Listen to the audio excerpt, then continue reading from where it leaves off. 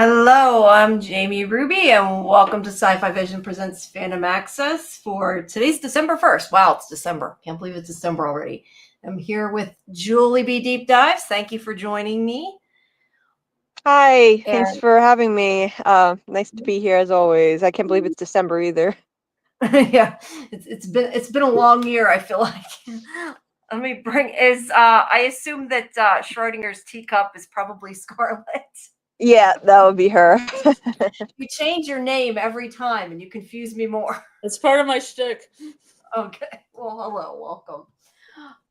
For anybody who is new to joining us, I'm putting the StreamYard link in the chat and I am going to pin it. If you want to call in, feel free to use it, but please tell us in the chat that you're calling and be, chatting about from so we know who you are and that you're not going to spam us. And I'm also going to put a link to, if I can get it to not be stupid, to the Discord for people. If you haven't joined, let's see, the Discord, please do so.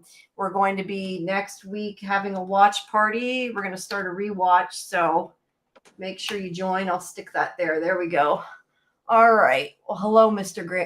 Gregory AI. I hope that's actually a person and not an AI talking to us. Hello. Welcome, everybody. Well, I guess tonight. Oh, and also, see, I suck at advertising, people. Please take a minute to subscribe to the channel if you haven't. All our interviews and our past live streams are always available there for From and everything else. And make sure you check out Julie B's Deep Dives channel, which is in the description for the video. There we go. Well, I guess tonight we're going to kind of talk about a variety of different things depending on what people in the chat want to talk about, but always some theories, maybe what people are wanting to see, expecting to see, whatever. We'll just kind of do whatever sort of comes for this week since the season's up. But next week, like I said, I assume we haven't actually gone deep into discussion, but we're going to do a rewatch starting next week. So we'll be talking about either the pilot or the first two episodes. All that we'll update y'all what we decide, but we're going to start the rewatch and I'll be having watch parties in Discord. And then the only other thing I have to say is I'm still waiting to hear what day John Griffin and Jeff Pinkner are coming. It's going to be sometime, I think, this next week. So people can just stay tuned for that. All right. Well, what do you guys want to start with? I don't know. Well, I mean, I know we talked about talking over fan theories that have been, reinforced or possibly undermined by this season. I think this season definitely narrowed things down. We can kind of not necessarily eliminate theories, but I mean there are certain theories that I think are less plausible now. Like we can kind of narrow our focus, I think, which is a good thing. 3 seasons into a show, you don't want it to be literally anything is still possible because then it's just a mess. How will they ever answer everything? But I think they answered a lot of questions. So that's definitely something we could get into. Yeah, I was going to say, what's some of the theories that were debunked, I guess, after the season finale? I think personally that, I mean, I wouldn't say that it's been debunked, but I would say it's highly unlikely that they're all dead and it's purgatory or hell after season 3. I mean, just you can't rule it out completely, but just seeing Tabitha get out of Fromville and then get back in, to me, it just seems less likely unless you want to go down some rabbit hole where, okay, she was in a different circle of hell or something like that. But I don't think hell makes sense anyway, because why would a little boy be in hell? And if it's purgatory, well, then why did she get out and get back in? So personally, I think that's looking less likely than ever, which I'm happy with, because for me, that's the only ending that would ruin the show for me. I could accept literally anything else other than that, other than Yeah. some kind of version of they're all dead. Yeah, the only thing I can say is unless maybe Ethan killed Thomas and he's evil. I agree with you. Also, there's kind of no point in reincarnation if they're dead, because then it wouldn't be reincarnation. It would just be they're dead. Exactly. So yeah, I agree that that's kind of debunked. The other one is the one that I had at the beginning of this, well, before this season started. I had thought that like it was possible that it was all in Victor's head, but a lot of that doesn't make sense, because how could his mother have seen it before they got there if Victor created it from his mind? I still question, though, that a lot of the things in the town do seem childlike, or seem to not. Hey, Dieter. Hey, Doc. I'm trying to look see holes there. What was I saying? Oh, how some of the things do seem sort of childlike, or like incomplete, like they were maybe not understood, like the electricity and all that. So I'm still interested to see where those things go. But yeah, I think it being in his head doesn't make tons of sense. Right. Yeah. What else? What about you, Scarlett? Is there any that you can think of that don't work anymore? Tabby is not Eloise. Yeah, Yes. Tabby is not. That's a good point. Tabby is We not. can definitely say that we have concrete proof. Hallelujah. She's Miranda. So yeah, there's that. Yeah. What about? I guess I'm trying to think if there's any more that are debunked. But what about theories that do still work? I'm kind of like I was just saying about the whole childlike thing. I know a lot of people seem to think that maybe this is all part of Ethan's, book, or some kind of story he's concocted, which does have the possibility, although why the other characters would have dreamt about it again kind of makes me wonder if that's possible, but Yeah. I don't know. I know that's a theory that has gained some traction because of the whole story walking twist with Julie and Ethan telling her how it works, and all along he's been basically like, explaining the rules of how all of this works. So I know that I get why people have that theory. Personally, I I don't think it makes sense. Other people having dreams of the place. We saw the outside of the place. Unless that's all part of his story too. I mean, I can't say it's off the table. Yeah. It's like some story walker, like future Julie is the one that penned the book. She gets out and she pens the Crumb and Knuckle book. Oh, and then somehow, so how does Ethan get it in the past though? Does she send it through time, or? Yeah, sure. I was gonna say, or you haven't figured that part out yet. Which is it? Yeah, I leave it to the chat to figure out those parts. Yeah, no, that's okay. Hold on one second. I got to move my speaker. I couldn't figure out why it was so low. It got moved. I see Mr. Grant says the fan theory: if the two people who are resurrected, Tabitha, Miranda, Jade, Christopher, when they die, that's then when the massacre aka the purge happens, that they died the same night, and then they and I all died. It was the end of that. I still wish that they would talk more about the massacre, because I still do not understand any of that. And I think I had mentioned this last week. I had thought going into the season, that was one of my theories. I had thought that it was supposed to be that Christopher went nuts and killed everybody. But I'm not sure where or how that fits in, and if that was just Victor saying that he was not the same. Yeah. So I don't know, but I do wish that they'd mention the massacre again, because we really haven't heard anything. Because what we've seen definitely looks like monsters killed people, not a human, unless he became one. I don't know, but I still want to know too why he thinks the boy in white is a liar, and why he wouldn't go As to exactly what he did to cause Miranda to make Victor and Eloise hide from him. So he posed some kind of a threat on the night before everyone got ripped apart. So it seems like he did something. I used to think that he went crazy and showed the monsters everyone's hiding spots, but then I thought about it, and they wouldn't even need We're losing your audio. Uh-oh. Uh-oh. Yeah. Oh no. Oh, it's my Wi-Fi cutting out. Hold on. Oh no. Okay. Can you hear me now? Yeah, Yeah. you're okay now. Okay. Yes. Sorry, my Wi-Fi. That's okay. Yeah, so I think he did something. I just wish that we had been given some clue this season as to exactly what he did leading up to the massacre. Because I don't think the monsters would have needed his help in finding everybody to rip apart. I think the big bad could just do that, see everything, see under the ground where everyone's hiding in holes. So Mhm.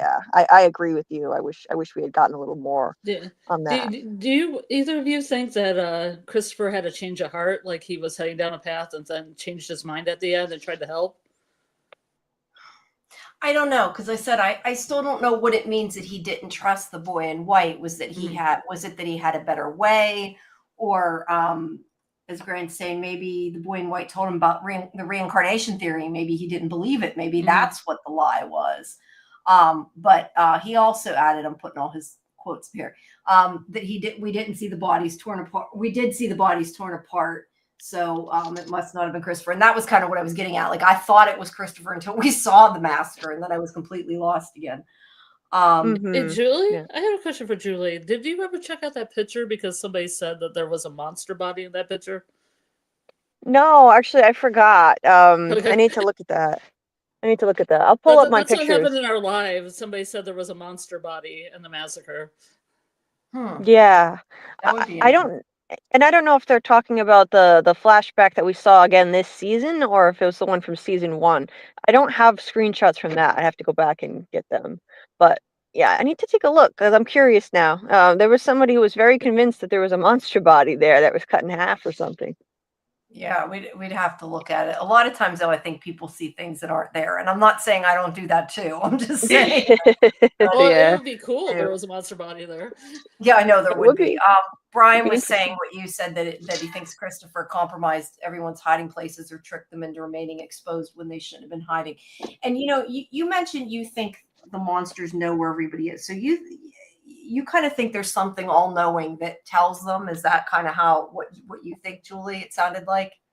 Yeah, because we know we were told the monsters are the tip of the spear, which means something is controlling them. And we also know that something knew Tabitha was digging the hole in the basement, could see literally through the house, like see through the walls, and knew what she was doing, and could hear Boyd in the middle of the woods yelling, "You can't break me." So I think there's something all knowing and all seeing, and the only reason that everyone wasn't killed every night when they were hiding in holes is because it wasn't just about killing them all. It was about slowly tormenting them, killing off some, and then the rest of them have to suffer. So I don't think they would need help finding everybody. So I don't know how Christopher could have triggered something, but I don't think the monsters would need help to find everybody, in my See, that's opinion. that's one of those things where you have to decide, I guess, if you believe what you've been told or not. Because like we've been told that they're hiding from them, so but we're also seeing from their point of view. But that's where also comes in the theory of, is there a mole? I know some people still seem to think there is. I still think it's possible. I don't know that I think that there necessarily is, but I do think it's possible, because it would explain a lot of things if the entity or whatever isn't all seeing, would be Hmm. what I would say. Kind of depends. Let's see. Brian says, I think cycles are timed to end, include a Fromville eclipse. In that case, Christopher wouldn't have had to help ghouls locate anyone. Maybe he got them to assemble in one place, though. Yeah, I mean, getting them all together would definitely help, I'm sure. But that's another thing, and I don't know if I would consider that a theory or not. But a lot of people thought it was going to happen this season, that there would be an eclipse, and that would Yeah. let the monsters come out during the day. I think that would be interesting to see an eclipse, just because of the whole day-night thing. Yeah, I wish they would do that. They could still, that could still be something that they do. There was some drawing that somebody pointed to somewhere among Victor's things that showed, like eclipse symbols. So they could still go that route eventually. That would be really interesting to do. I'd like to see that. Yeah. So do we think, and I'm just because I don't know, and going back to we're saying we don't really know. Do you think that the monsters or the creatures other than the man in yellow can come out during the day and just choose not to make it part of the game or whatever? I tend to think they can't, that it's a limitation, but I mean, we've never, that's an assumption. I'm starting to wonder myself.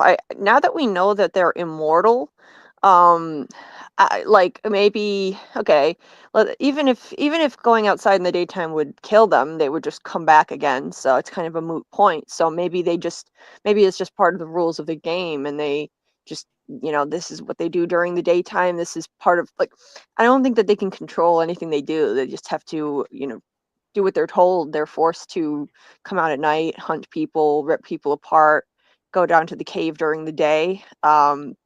But if they actually were out in the sunlight, I don't think anything would happen. I think the only way to kill them would be the bloodworms, and then they come back anyway. That's what I think. Well, maybe like vampires, maybe they do have an Achilles heel. Maybe there's something that does kill them. We just haven't seen it yet. Yeah, but that would kind of negate the whole curse thing. The whole thing is like they were cursed for sacrificing the children, so they're supposed to have to suffer forever, be immortal. So I feel like it would be actually letting them off easy if you gave them a way to die for real.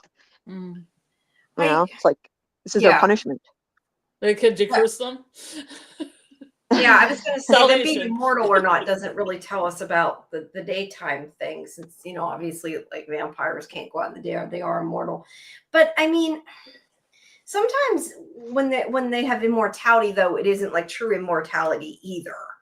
Like a lot of times, immortality is more about like they live forever without dying from things like disease and that kind of thing, but they can still have that, like I said, that Achilles heel. Could they still be killed? Because I don't know. Like, I get what you're saying. Like, what would be the point if they were immortal, if they could be killed? But at the same time, if they can't be killed, does that make it too impossible? Like, I kind of like the idea that they killed Smiley, although the fact that they brought him back, is that something that can always happen? Or, I mean, I guess it could always happen, but does it always happen? Because the other thing I wanted to talk about at some point tonight is that a lot of people are saying that Fatima was pregnant before Boyd transferred the worms into before Boyd had the worms, killed Smiley. So like, how could Smiley be her baby if she was already pregnant? I mean, a lot of people think, and I tend to think, that if that's the case, then he hijacked the pregnancy and she, overtook it, whatever. But maybe there has to be someone pregnant. Like, maybe it's not that they always can come back. Like, he was only able to because she was already pregnant. But then again, we get into how did she get pregnant if she couldn't get pregnant? Yeah, I think it would be, somebody would get pregnant. Like, I think that would be inevitable. Somebody would get pregnant regardless. Like, that's part of the curse. Like, these were evil people that murdered their children. So like they're cursed. Like, they wanted immortality. Like, okay, here you go. You get to be immortal, but you have to be these nightmare creatures that rip people apart. And like, I don't think they'd want to come back if they had the choice. I actually think this is part of their punishment, even though they seem like they're enjoying it. It's just part of the inhuman thing that they've become. So I personally think, yeah, maybe they hijacked her pregnancy, maybe, or she was just given the illusion that she was pregnant to begin with. The place messed with her, messed with her body, even made her feel like she was pregnant before Smiley even died. Really because all of this was orchestrated. At the point when she was impregnated, probably feeling that she was pregnant, Boyd already had the worms. He hadn't killed Smiley yet, but he had the worms, and the whole plan was to like drive him to kill a monster, and like it was all a mind game. The whole thing was planned, the way I see it. Well, if everything is a cycle too, they may have known what was coming. Yep. I mean, if they've lived this over and over again, as much as Tabitha and Jade had a hard time remembering. The monsters may remember every cycle, especially if they are immortal. So that could, yeah. Brian is saying, did Frumville or an entity have pre-knowledge of Smiley's worming and began prepping Fatima? I think that's kind of the question. Like how, when and how did she become pregnant with Smiley? I guess is kind of the thing. Yeah, I don't know. I mean, it may be that I'm thinking of Mayfair witches because I was thinking of that earlier today. I mean, it may be that there has to be that human element, though. I mean, it is possible that she had to be pregnant before he could take over her pregnancy. I don't know.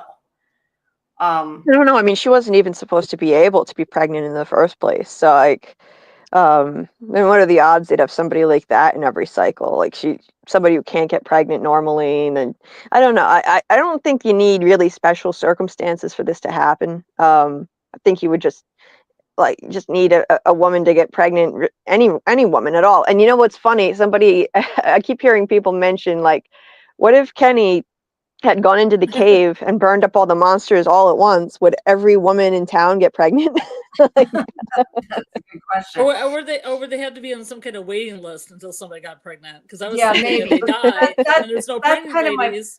But yeah, that's kind of my point. What I'm saying is, like, they're, however it is that he quote unquote hijacked their pregnancy, somebody may have had to have been pregnant first. I'm not saying necessarily Fatima because she didn't think she could be pregnant. I'm saying anybody. Like, maybe there had to be an actual pregnancy before he could come back. And there may have been things that they could do to help get them pregnant. But, like, I don't know. I feel like having that human element kind of makes a little sense. It's not necessarily the case, but I don't know. Like I said, I was thinking about Mayfair witches, and they needed that. So, well, now I'm thinking about like Elma or Ginger getting pregnant, and then it's a monster baby instead of a baby cow or a baby goat. Yeah, that would be interesting, wouldn't it? That would be very gross, though. I don't know that I want to see that. Let's see. Kel's talking about the massacre. Whoops, somebody sent me a message. Oh, that was you. Okay, sorry. Never mind. Let's talk about the massacre and that it may be during eclipse, and says it's referenced on here. Let me bring you back to the stage. Really, I'll remove the other version. Whoa, now you got feedback. Okay. Okay, is that good? Yeah.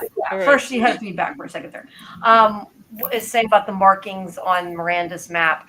I wish that they would give us a better view of the map. I know there have been some pictures, but they're so low quality, it's hard to see anything. I assume this means the map that's in the truck, right? Oh, that's Miranda's map? I thought it was Victor's map. I think we didn't know which one drew it. I mean, I thought there only was one map. Maybe I'm wrong. Okay. Yeah, I don't know. Let's see. Mr. Grant says they didn't bring Smiley back. That was his first birth. They sent Smiley back in time, so there's only one Smiley. Hey, with this show, it's a possibility. A show of multiple Smileys would be a great thing. Yeah, yeah, right. Brian says the timing of the pregnancy is funky. I think she goes to the clinic to ask for the pregnancy test the day after Smiley's killed. That means her daughter gave her signs of the pregnancy missed period. Yeah, I don't know. I've been reading it was before Smiley died, but I mean, what I'm reading is all hearsay of other people's theories. I haven't gone back and checked it, so I mean, I could be wrong. Let's see. Kel says, I wonder why Kimono Lady was telling Elgin it was a baby. Well, technically it was kind of a baby. It was just a very fast growing baby. I mean, I don't, do you consider that a lie? It's Boyd's grandbaby. Smiley's here. No, but I mean, he said there is a baby. It's just not yours. So he knew it belonged to them. Yeah. Oh, that's interesting. Grant is saying if Fatima was pregnant, does that mean her child was sacrificed for Smiley? If he hijacked the pregnancy, potentially. I mean, maybe there was a real baby that was killed, possessed, eaten in vitro. Yeah. I don't know. Doc Kaiju Labs says Candace from the new Watchers on the Wall jokingly said maybe Fatima is giving birth to a rotting cabbage and was kind of right. Yeah, I gave birth to something rotten, that's for sure. And Fana firmly loves that theory. I'm not sure if that was in reference to what they said or what we were talking about. Okay, the map was in the peach truck. Oh, that is what. Someone Miranda drew it. That's what I thought. It wasn't 100% true. I haven't seen evidence of anybody drawing that map, so. No, there's not been evidence of who drew it, but it was in the peach truck. Yeah. I don't know. Yeah, and Jade's standing right in front of it and pointing at it, and nobody really uses that map. No, nobody does. I just wish, like I said, I wish that they would either show it longer or give a better, clearer picture, because there is screen captures, but it's so far away that even like in 4K screen captures, it's hard to see a lot of anything, you know? You know, on one of our live chats, we actually had somebody draw out the map, and it looked really good, and I don't know if Julie has a image of that. An image of what now? You know, when we had the live and somebody sent the map and then it was all pieced together, but then somebody hand drew a new version of that? Oh, right. Do you have that at all? I have it somewhere. Yeah, I gotta find it. Because it was pretty crystal clear looking when they redrew it. Yeah. I question, though, how they made out the parts that weren't clear. Like, are they guessing on some of it, or...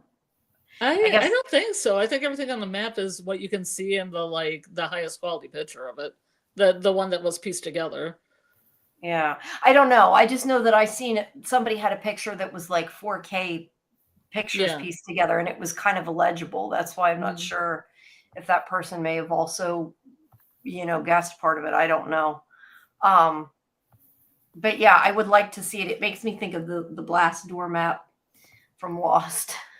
I meant to damn, I wish I had. And I really want to break it apart. They had I had a Lost puzzle, and it had on the like a physical jigsaw puzzle, and it had on the back the blast door map that you could see in blacklight, like when you turned it on.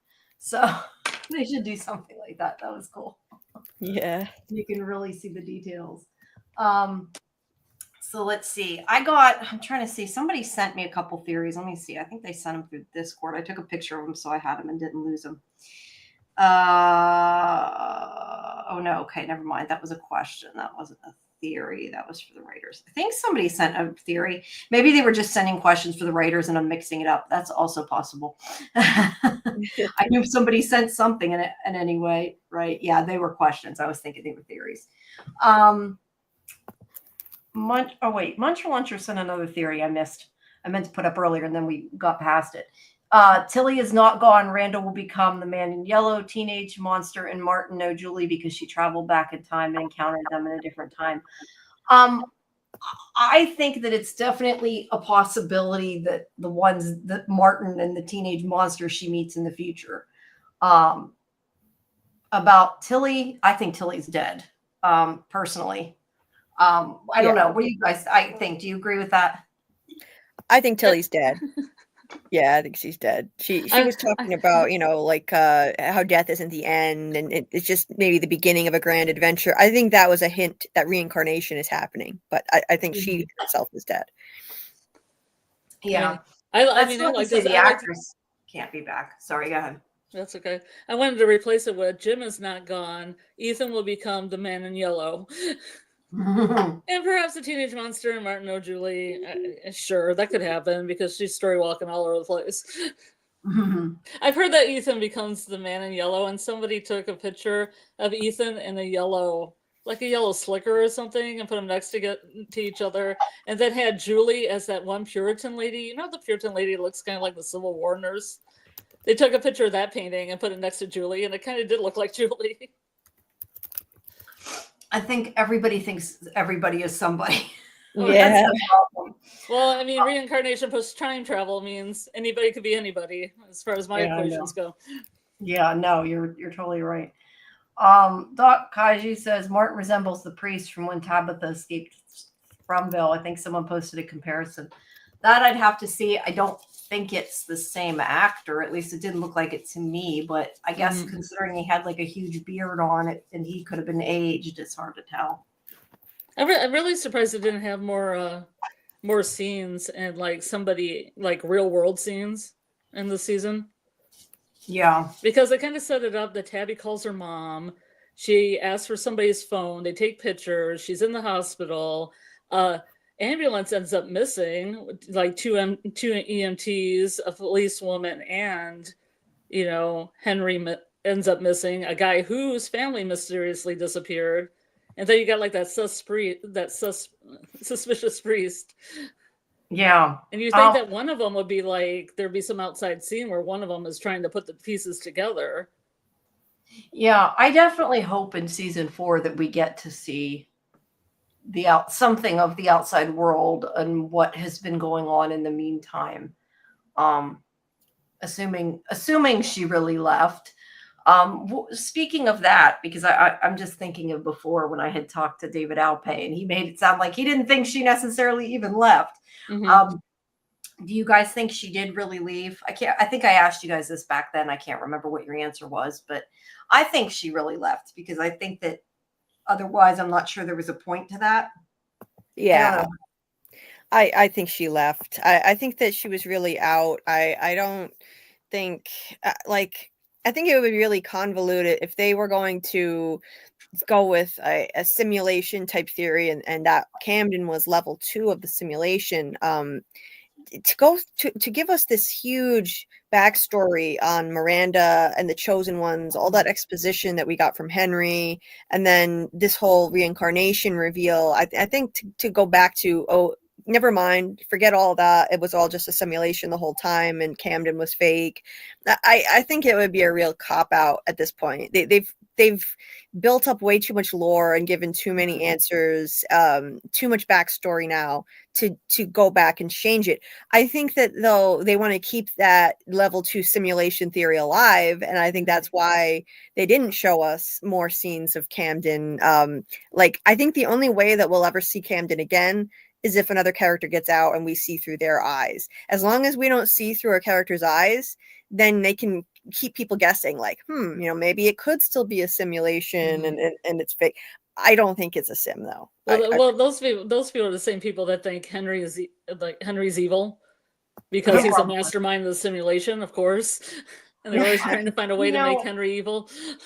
I don't tend to think it's a simulation, but I do think that they could potentially, and then I agree with what you're saying, we may not see unless somebody else gets out. But I mean, I could see them potentially having a parallel storyline going on there that we see once in a while. The problem is that we don't have a long enough season. I feel like if they did that, they would have to spend very little time outside the town, or people would get frustrated very quickly. But like, I could see it, like how we, like Lost, you have the flashbacks and flash sideways, flash forward, whatever.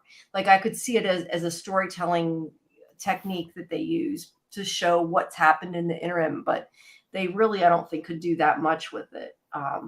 But as for what you said, yeah, there's been a lot of lore so far that I don't think you can just discount all that. There's one thing to be said for an unreliable narrator, but when they give you answers to take them all back, like it would just make everything senseless, I think. Oh yeah. Sure. Let's see. Brian's saying that thinks Tilly's dead, but she could still be incorporeally at large in Fromville. I definitely think anybody that's dead can come back as whatever, like a ghost or whatever they are that they're seeing, although I think some of them are seeing different things. But I mean, we know the actors themselves can come back. So yeah, that's a possibility. Maybe Elgin will have visions of her. Yeah, maybe. As a ghost. That would make sense. Kel says when Victor said his most stuff in the truck was most stuff in his truck was his mother's. Looking at it, seemed logical being there from 1976 to 78 that she was studying trees, mapping locations, writing dates. I do think that it's more likely it could be Miranda's, just because I don't know that Victor went through all that.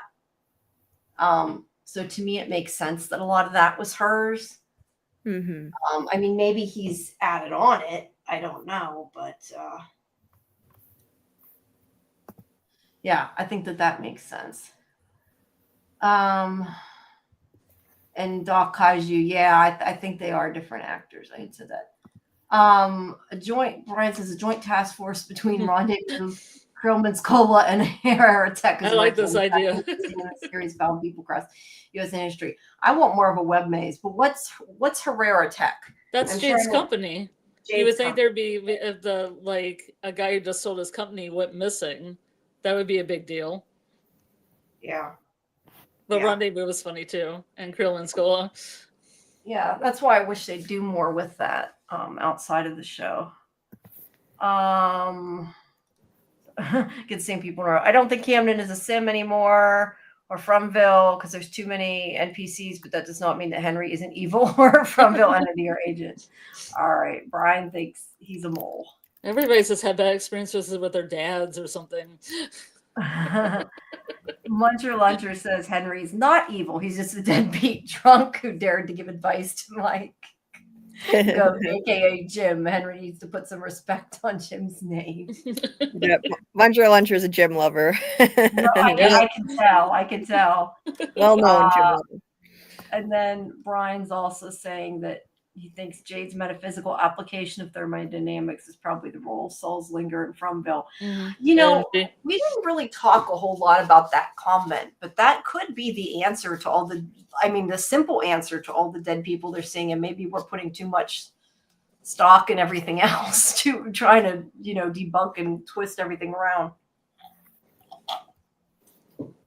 Because I feel like that's the Occam razor of the answer of who the dead people are, Mm-hmm. Right. Or the energy could come back as anything. That's true. But I just mean, I don't know. I still tend to think that maybe Father Cautry is different than some of them. But who all have seen dead people? Is it just Boyd and now I lost my train of thought. Is it just Boyd and Jade? I'm trying to think. Has other people seen dead people? No, it's just Boyd and Jade so far. Well, Tabby's seen dead children. Well, yeah. Oh, who else has seen dead people? There's got to be somebody else who's seen dead people. I don't know, but I still question that everything Jade has seen is necessarily his reincarnated or his souls he was reincarnated from. Because and I said this before, the fact that he said that they felt different to him than Tabitha's did makes me question if they are different, and that maybe some of them were and some of them weren't. Because obviously Barman Tom is not somebody he's reincarnated from. Right.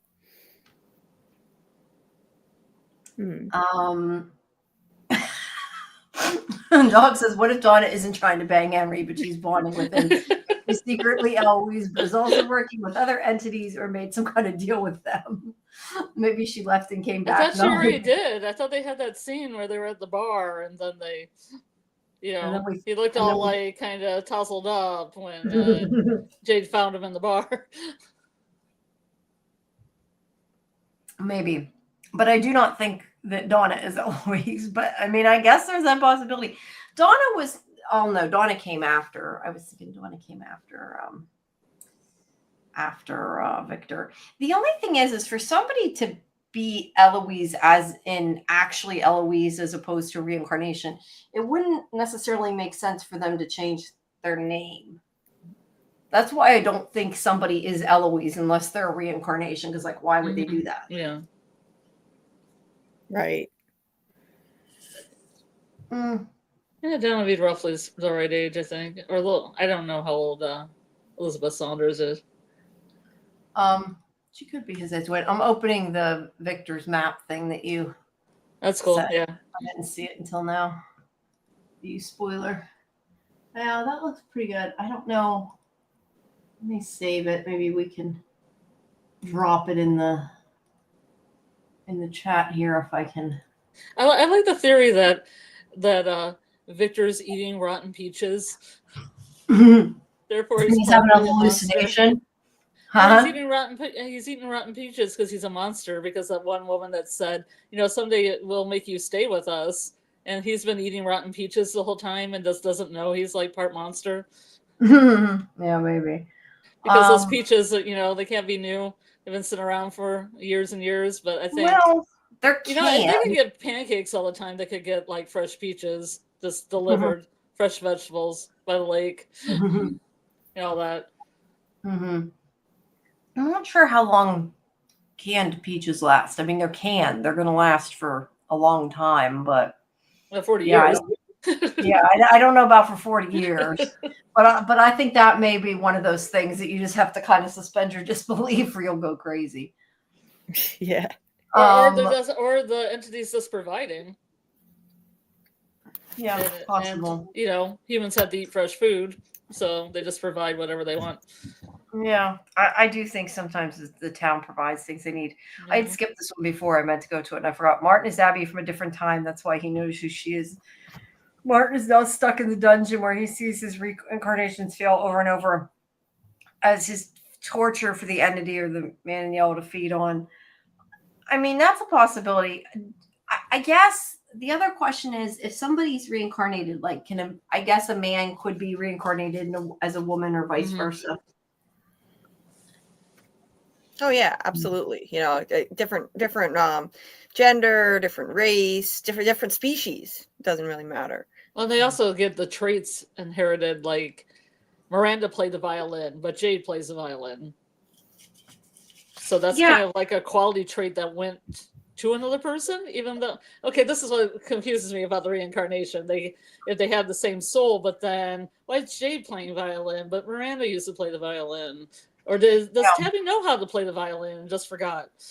Well, I think if Tabby knew, she would know. But yes, I wondered that too. Some people were saying maybe Jade was actually reincarnated from Miranda. But I mean, I think it's been proven that she's Miranda. I mean, not proven, but I think with what was said, you are supposed to think she's Miranda. And I think that's a given and a for sure. Yeah. My only thought was maybe Miranda taught Christopher how to play the violin. And therefore Jade, retained that, but Tabby didn't. And as long as one of them knows it, that's all that matters. Right? Tabby got no music or art skills. Bracelet making. Yeah, that's so confusing and weird. Yeah, I don't know why they did that. Well, because you know what though? Wouldn't that be interesting though if he did end up Miranda? You said that no art skills, and you made me think about the fact that Jade was also drawing too. Yeah, he drew those totems pretty well. It was pretty realistic looking. Yeah. I have to question why, if it was the other way around, why Miranda would show Tabitha all the things and not Jade, unless it's because Jade wasn't listening to things. Yeah, I don't know.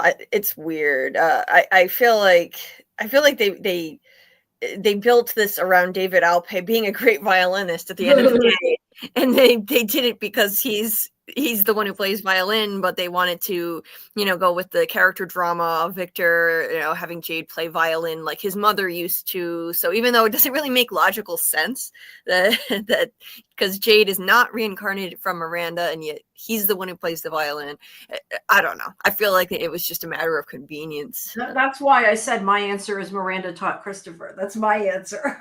Yeah. Those are the kind of things where it's hard to tell, like I said, whether those are just like little nitpick things that don't matter or they really have purpose, because people put purpose to everything. Those are the kind of questions that I wonder if we asked the writers if they would answer.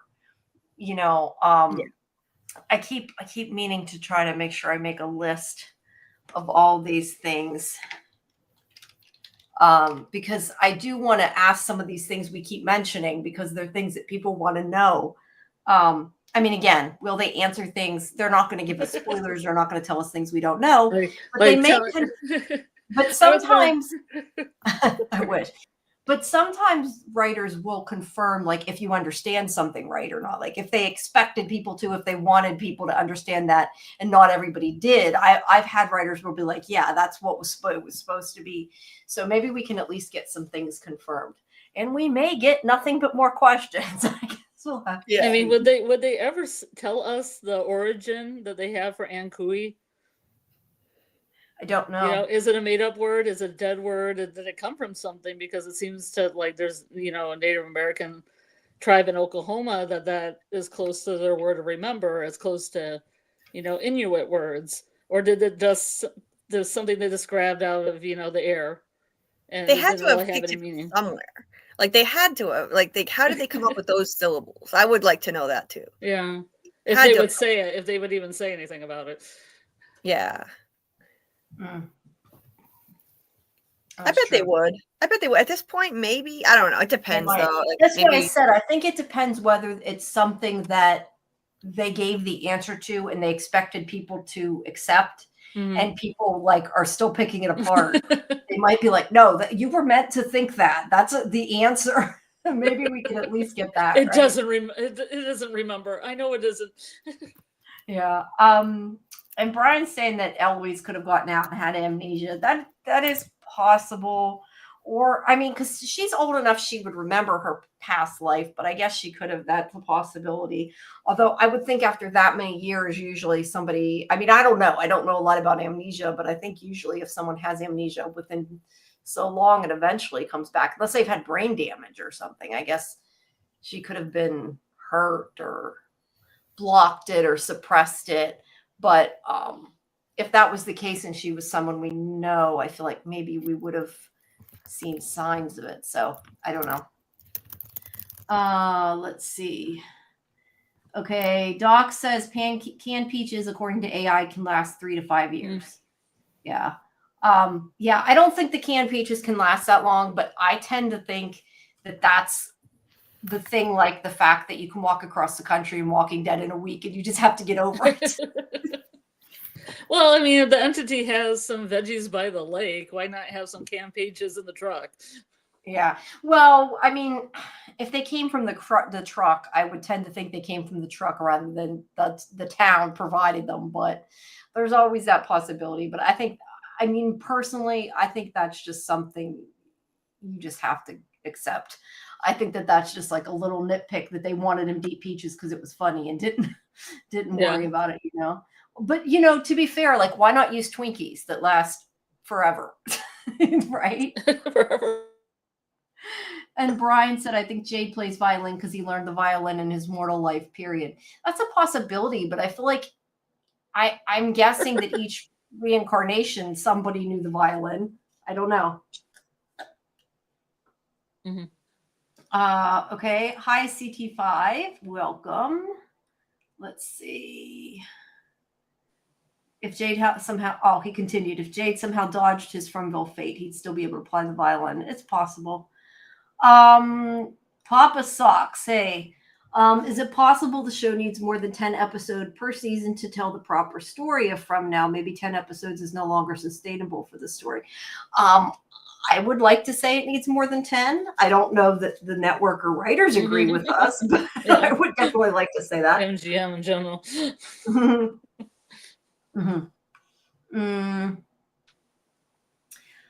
And if I'm going too fast, please tell me. I'm just going through them. Doc says to Brian, though, but this makes sense that maybe his soul had to have some kind of artistic vent in a way, because Christopher had the ventriloquism and stand-up comedy.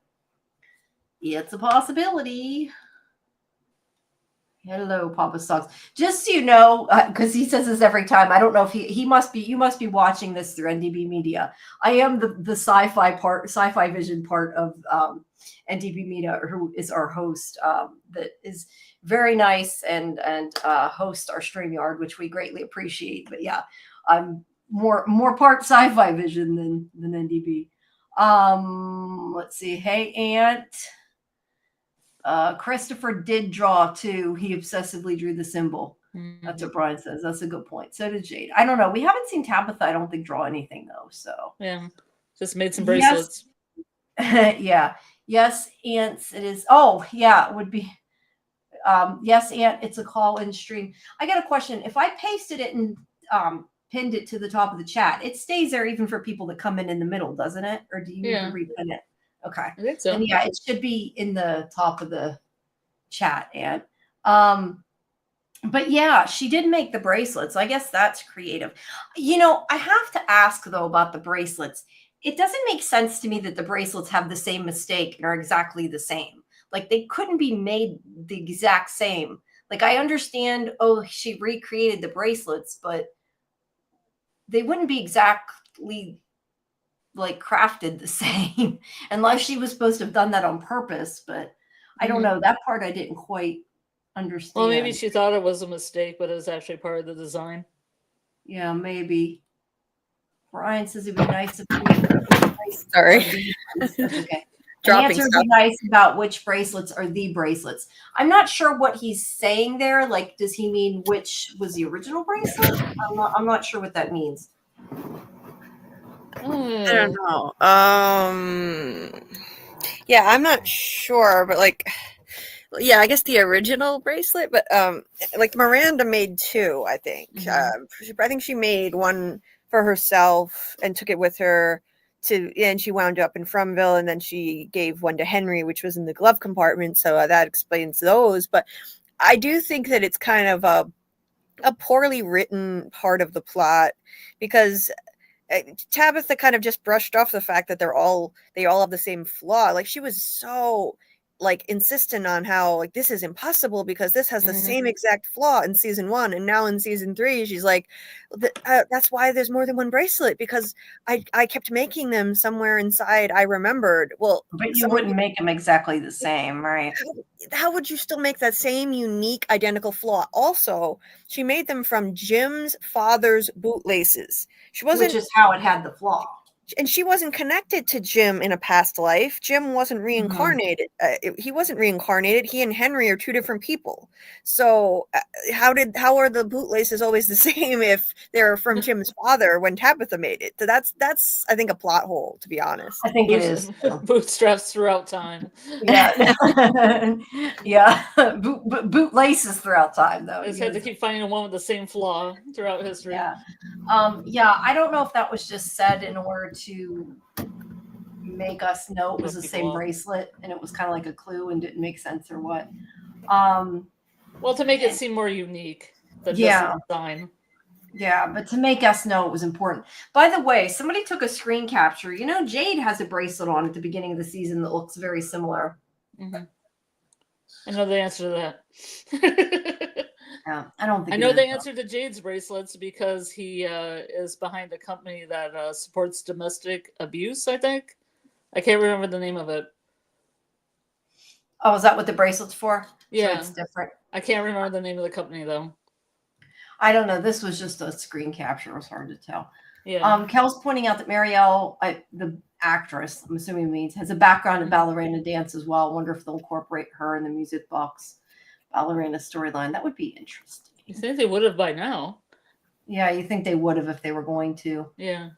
Muncher Luncher says maybe it was, meaning Ankui, came from Ankiwi as a portmanteau because they like Avatar pranking their favorite. Oh, he's not serious. Okay. Or I don't actually, I apologize, guys, if I give you if I sign the wrong gender. Sometimes I just say he or she. It's not intentional if I'm getting it wrong. I thought they were going to say a portmanteau of Aunt Julie, because a lot of people think that Ankui is a corruption of Aunt Julie. Yeah, I've seen that. Hello, Rose. Saying good night. I think is that the one that's from another country where they say good night? It means hello. Good morning. Good morning. I don't know. Well, hello or good night, Rose, whichever. Okay, let's see. I felt like that's not part of that. Will we get a flashback to the 1500s? I would love to get some flashbacks to the original stories, or more visions that more explore what happened in the other timelines. I want to call him a Smiley. I won't lie. That'd be cool. But then they'd have to make all the cabins new too. I don't know how much money that would cost to do scenes like that, because everything had to be new. The wagons would have to be new. The cabins would have to look nice. Well, not necessarily, because the cabins could be new and they could have aged them. And like we could see that taken off, or it could be digitally changed. Yeah. I don't know, because whenever they age something, they just paint it. I mean, it's not they paint it or put dirt on it or whatever. Let's see. Okay, that's about the bracelets. Tabitha insists she made one for Jim, the one in the diner storeroom, and the one in Henry's car. Yeah, Mhm. I think Yeah. I think it's just a little something that's not doesn't necessarily make sense. Do we think Miranda left the notes in the tree for her next self to gain information? I feel a couple ways about the bottle tree, and I've kind of said this before. I think maybe the bottle tree may have just been her working through the puzzle like how Jade did, and that maybe it really wasn't relevant. Like, I wonder if she got them from somewhere. I don't know. Oh my God. Whoa, what You was okay? that? Are you okay? My cat just knocked a bunch of stuff over. Sorry. Okay. It sounded like you fell over. That's all. Like, what I was happened? hoping you were fine. Yeah. I don't know. What do you guys think about the fact that Miranda leave the numbers in the tree? What was that like? Why were they there? That's something to me that doesn't make a ton of sense. Yeah, I feel like it was almost because it was done in code like this, it almost seems like it's part of the game and it was not done by Miranda and Christopher. Like maybe this was a bad thing. Maybe Jim was right and they shouldn't have played that song. 'Cause, like now the Man in Yellow is there, but at the same time the song did something good in that it was confusing. it brought their memories back. It summoned the Ankui children and brought their memories back, which could May or be may a not have summoned the thing. Man in Yellow. But it also summoned the Man in Yellow because of the knowledge that they gained. So it's like, okay, was this a trick to have them figure this out and like this is a bad thing? It's hard to say. I think it's almost like they played the song and the children came, and then Tabby was enthusiastic about because she was fangirling Jade playing the violin to play again, and then playing it another time summoned the Man in Yellow, and they shouldn't have done it the second time. It's very complex and confusing. Yeah. No, I don't know. I still, yeah. I mean, we thought those numbers were more important than they were for so long. I still, and I've said this each week, I question that it's more about the number that overlaps with Tabitha's dream that Boyd had in his pocket. I think that number is important, and I want to know more about. I don't know. I think it may just be what Barman Tom said, that maybe they were trying to figure something out. Maybe they recreated it. Maybe they were doing the same thing Jade did, and they just assumed they'd eventually find the answer. I don't know. I'm honestly not sure how I feel about that.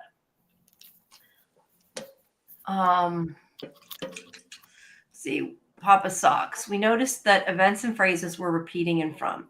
Any ideas why Tien Chen, Kenny's scene of breaking glass, you need to rest, matched Henry Tabitha's scene of breaking glass, you need to rest? Okay, I remember when Tabitha broke the glass.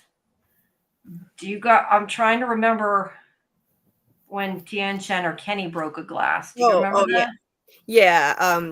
After the death of Tien Chen's husband, she was in the diner and she got kind of flustered and she broke the glass. I do remember that now. It's just like a recurring theme where people are breaking glass and cleaning it up. I think it just kind of fits in with the theme of how this place is trying to break everyone. But yeah, that whole "you need to rest" thing, that's a good point. Yeah, because like Sarah was like coming over and trying to help, saying, I'll do this, and I don't remember her saying you need to rest, but maybe she did. And then when Tabitha broke a glass, Henry was saying, I remember that part. rest. Yeah. I mean, we have that whole thing too with Sarah having not only her figurine that broke, but that whole conversation she had early. I think it was in season 1 when she talked about the broken glass and trying to put something back together. The girl with the broken glass, yeah. Yes, I definitely think a story that her and her brother had heard. Yeah, so it's some kind of theme. But they repeat a lot of things. My favorite one is the curse of "you'll never be alone," which always makes people don't say that. It's bad luck. Because they're like, Kenny, you'll never be alone. And then Christy gets her foot stuck in a bear trap. And then Tilly's like, Fatima, you'll never be alone. And she gets stabbed. And I'm like, then like Tabby said it to Julie. And I'm like, oh, don't do it. Don't say it to her. And then Jim, the outcome of that or something. Then Jim gets it. Yeah. Jim is no more. Maybe. Well, technically, Yeah, like you Dad's said, like, we "You're saw his alive." throat slit. We didn't see him die. Didn't Um, say- Did Tabitha Prime make the first bracelet from Jade Prime's dad's bootlaces? Okay, they're saying that I'm confused by that question. I'm thinking maybe they mean who they were before Tabitha and Jade, maybe? Yeah, the first Yeah. ones. The first, like, Miranda, The first versions Christopher of them. matchup. Yeah. Yeah, the one that actually had a daughter, because, I mean, there's nothing to say that the other couples never had the kid. They just know of her. Yeah, but I never thought about that, though. Maybe that's possible. Like, maybe Miranda made the bracelet from Henry's father's boots, and the one before that did that. Like, that's a possibility, I guess. Yeah, that's something. And you could have boots throughout history too, so that would like kind of. That's something though that makes me confused when I try to think about it. Is the fact that like Miranda was also. I guess I get it mixed up because it's not that Miranda was with Christopher; it's that the people they were originally reincarnated from were together. Mm-hmm. So there was not necessarily anything between them. And I keep, for whatever reason, I keep mixing that up in my head. Well, yeah, because I think at one time they thought there was theories that they had a kid when they were in. Yeah, I thought, and I even think I wrote that in the first time I wrote that recap up. I thought that it meant, when I first saw it, I thought it meant Tabitha Christopher's kid. And I guess I didn't like listen close enough because now I'm like, why did I think that? But I did. So it isn't super clear, I guess. I don't know, because I think at that point, people didn't know when the child sacrifice happened or what it was for, or there had been multiple child sacrifices. Maybe. You know, it kind of made it a little clearer on what was going on. Yeah, I don't remember when I thought that, so I can't. I thought it was during the episode, but it may not have been. Bobby G said that he replied by saying it was genuine leather, which is kind of easy to scratch. Ooh, excuse me. So you could see those kind of flaws would be common. Yeah, I mean, I don't know. It was the point that it was the exact same bracelet. I think that was just to tell us it was important, but they did a poor job of it. If you want, because it just, I don't know. It just doesn't make tons of sense that it's the exact same bracelet. And I don't think they meant that it was the same bracelet. I think it's just the way it came across, the way they worded it. And let's see. Doc Kaiju is talking about concurrent incarnations. And I think this is referring back to when they were saying Donna could be Eloise. A soul can exist in more than one body simultaneously, either in the same time period or across different time periods. And the concept suggests that a person's soul can manifest in multiple physical forms, potentially leading to a sense of interconnectedness or shared experiences across lifetimes. Let's see, this is where you guys know a lot more than I do about things, and I'm like, what? You make me feel really stupid. No, I had never heard of. I'm sorry? No, that would go along with what Jay was talking about, energy. It wouldn't necessarily have to be all together. It could just be in fragments. But that makes it more complicated and convoluted. Yeah, I don't know. I never heard of the idea of concurrent. Yeah, I mean, we don't know what the rules of reincarnation in this universe, in the From universe, is, and what the rules of it are. That's true. But I don't know. Doc's saying that idea has been explored before. I don't know. I had never heard of it, but it's definitely interesting. These are all the things we need to go and research. Brian is asking, did Julie, Randy, and Marie have identical experience when they were cicada? I like that. It's a new verb. They were cicada. That's awesome. It's like the cicada 3. Yeah, it's like I keep saying cicada 3, and I don't know who came up with it, and it's like I'm taking that, but sorry, I don't know who came up with it. Yeah. But no, that's great. I don't know. And I say again, I really wish we'd know if they went to the ruins, if the same thing would happen. I don't know if they're each experiencing what freaks them out different, or if each of their experiences were different. I would tend to think they were the same, and maybe they're just each experiencing it different. I don't know. What do you guys think? Yeah, I think that they're, for some reason, they're having different reactions to it, different experiences, like they were like each of them is going to have different after effects, and we've seen that already. I don't predict that the three of them are all going to be able to story walk, as Ethan calls it, like Julie is doing. I think it's going to be different. Like Marielle and Randall might go back into the ruins, but something else will happen for each of them. It'll be different than what happened with Julie, I think. I think what happens to Randall might be something bad, because he said that it feels wrong for him to be near there. He's afraid of it. I think something bad to feel more next season. It would be interesting if they each had some kind of different physical manifestation / power type thing connected to it. Yeah. I don't know if they're asking at the beginning, though. I think originally what happened to him with the cicadas, though, was supposed to be the same when they were chained up. I mean, that's how I took it. And then they each were affected in different ways. But I mean, we don't really know because we haven't heard them talk much about it. Just we've seen them in the, chained up. That's about all we've really seen. Yeah. And then it goes back to the fact that the cicadas chased Randall out into the woods, and he was there at night and he survived, and nobody ever questioned that. Right. Yeah. Which I'd completely forgotten about till now. That makes me wonder why. Or was it because he was already infected that it let him go? They had more use for him, type of thing. I don't know. Yeah. They never went back to that.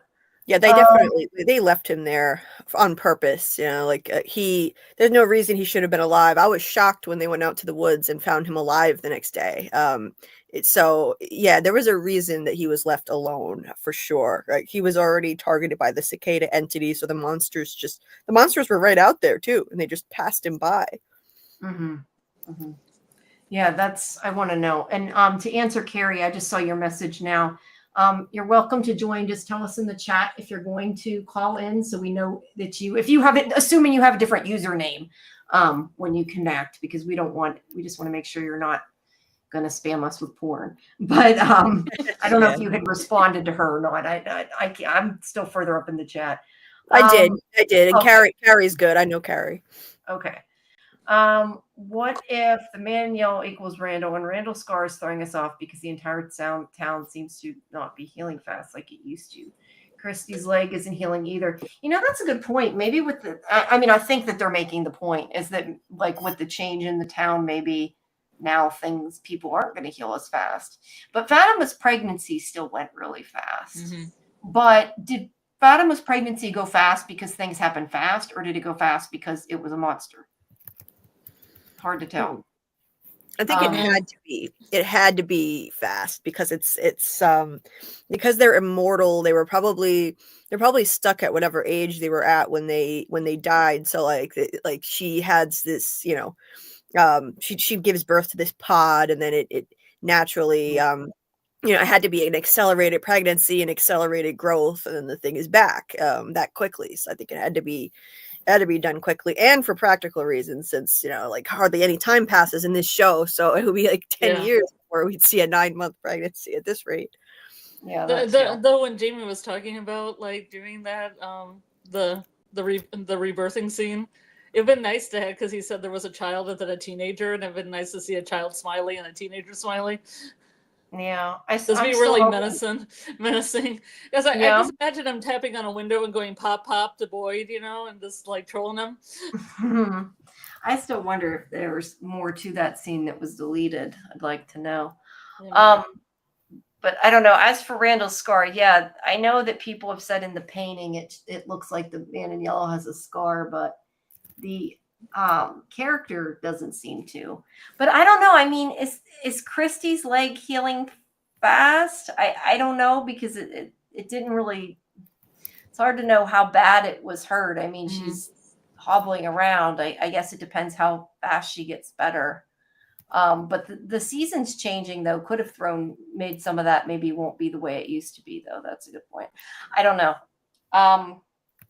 But yeah, I would tend to think, though, that because we talk about, is Randall the man in yellow, is Randall Martin and all that. I mean, even if things heal faster, I don't know that would mean he wouldn't have a scar. I mean, it could Mm. heal faster and he could still have a big scar. Yeah, Oh, yeah. yeah. Isn't getting rid of it. You know what I mean? Let's see. Brian's asking, can they all story walk? We already kind of mentioned that. Papa says, I would love to see a variation of this Smiley, like not only is he a runner, but he can move in the daylight too. And see, that's where I get with that comment, makes me go back to the idea that maybe there needed to be a human element to the pregnancy, like she had to be pregnant first, because it to me makes sense and would be interesting, although they've done it in like a lot of things in other stories. But like, if it did have a human element, could he be part human and be different than the other monsters now? Like, for all we know, I mean, we're saying we think this happened before, that a monster was brought back before they were immortal and all this. But I mean, there's always the possibility that that hasn't happened before. And now we're going to have a hybrid that has some kind of special powers or can walk between the two worlds or something. I mean, that story's been done a gazillion times, but I could still maybe see some form of that. Or he could have got the baby's soul, so now he has a soul. Yeah. Yeah, or now he has a soul. I don't know. It depends whether he altered the baby, possessed the baby, is the baby. I don't know.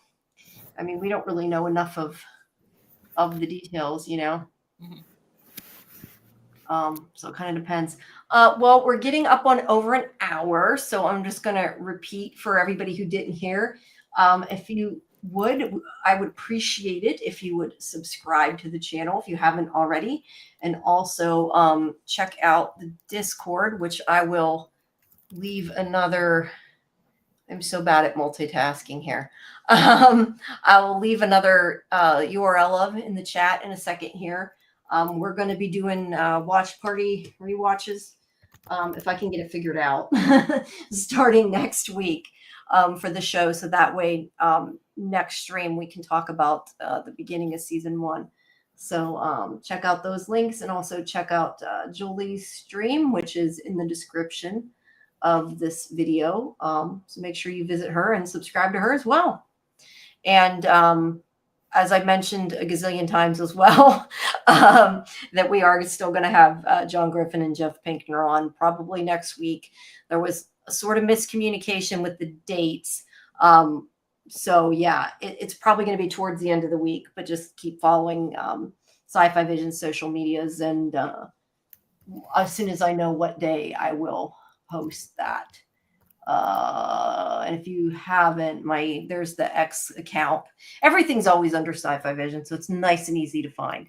But the updates will be on there. They tend to be on there first because I don't always remember to put it on the YouTube community page because I'm bad at it. But all right, let's see. Now I lost where we were at, and I'm never going to find it. Okay. Ant says, something else that bugs me is that Miranda knew about saving the kids beforehand. So why didn't Victor's dad tell him that his mom knew about the kids before she even got there? Wait, tell Victor. Okay, I'm confused by that statement. Because Victor already knew that Miranda knew about the kids, right? Maybe I'm misunderstanding the question.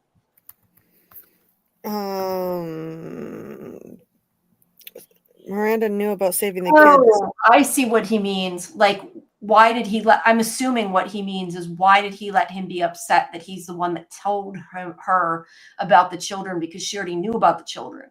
So like, it wasn't his fault. She already was planning to try to save the children. I'm assuming Right. That's a good point. I hadn't really thought about. I mean, he was the one that specifically told her to go through the tree. So Yeah. I don't know that him telling him that would have erased him being upset about it, but that is a good point. And he needs to talk to him about that.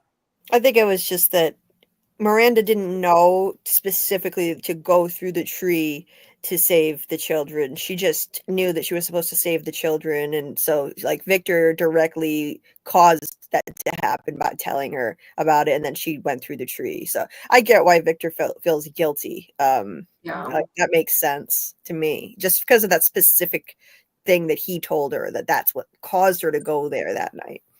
Yeah, but he should say to him, hey, she was already doing everything she could to save him. She would have eventually went anyway. Like he could say something to him to that extent to help him maybe. Take some of the guilt off. Yeah, right. Brian makes an interesting question. Do you think this decoding and playing the song and remembering their past lives is the farthest any cycle has gotten as far as saving the kids? That's a really good question. Because I don't know. I mean, we're saying that things happen over and over again, but do we think that this is?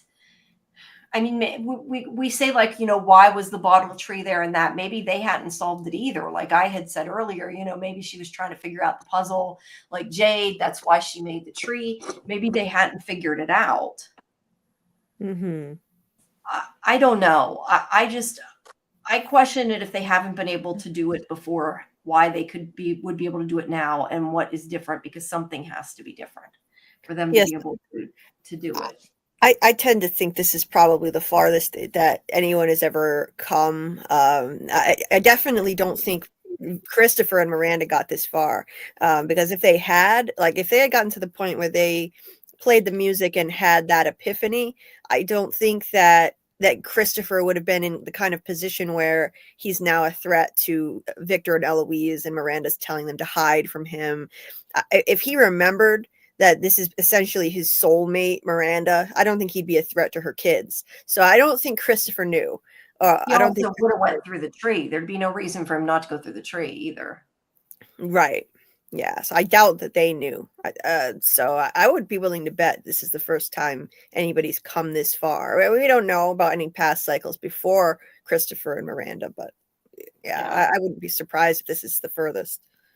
Yeah, well, I think the other thing is, and this is just an assumption, I don't know, but I think that we have to assume that they are going to break the cycle, or that they are going to get further in that, doing that, because this is like the one we're seeing. You know what I mean? This is the cycle we're seeing for them to. Now, that's not to say that the show couldn't have an ending where they don't break the cycle, but I think the season has to be about that attempt, because otherwise, why are we seeing this particular cycle? Does that make sense what I'm saying? Like, this is the one we're seeing, so this is going to be where they get there, or where they at least get further, because that's the point of the show. Like, otherwise, there also just be really depressing. Yeah, because otherwise, like, why would we be like, why wouldn't they just show us multiple cycles? Like, if we're going to see just one, it has to be either that they're going to get really close and fail, or that they're going to succeed. Or they got a story walker now, so things will be different. Yeah, but did they have one before is the question. Oh, who knows? Baba Sock says, ask Julie, do you think, and I don't know, see, you probably answered these things in the chat already. Do you think the music did something else we haven't seen yet? Like acting with a giant spider, for instance, and the man yellow showed up just to say you don't. Yeah. I told you guys, I thought at first it opened the trap door because I was in dumbass. I don't know. Yeah, when you watch it, the music kind of swells when that happens, so it does look like it's magic. I think it's just the way they directed the scene, but I definitely did think that the first time I watched it. So yeah. Well, if people are equating Man in Yellow with Hester, I sent Julie a picture where Hester kind of looks like a spider. So that's to do the Man in Yellow could be the big spider. Oh yeah. Well, maybe he's a shapeshifter or something, Yeah. Let's see. Okay, Ant says, what do we think summoned the Man in Yellow, that they got too close to the answers? He had to punish him to slow them down. Where did the music summon him? Yeah, that was what we had discussed this last week.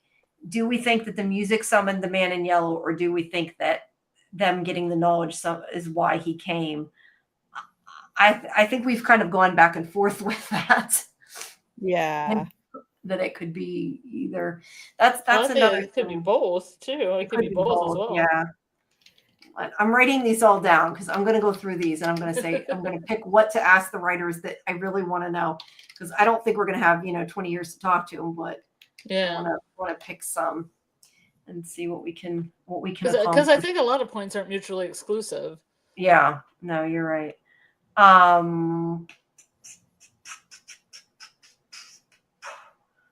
Okay, Rose, do you think Julie's face scars are from a monster or a townsperson or maybe self-inflicted? You know, I've said before, I don't know.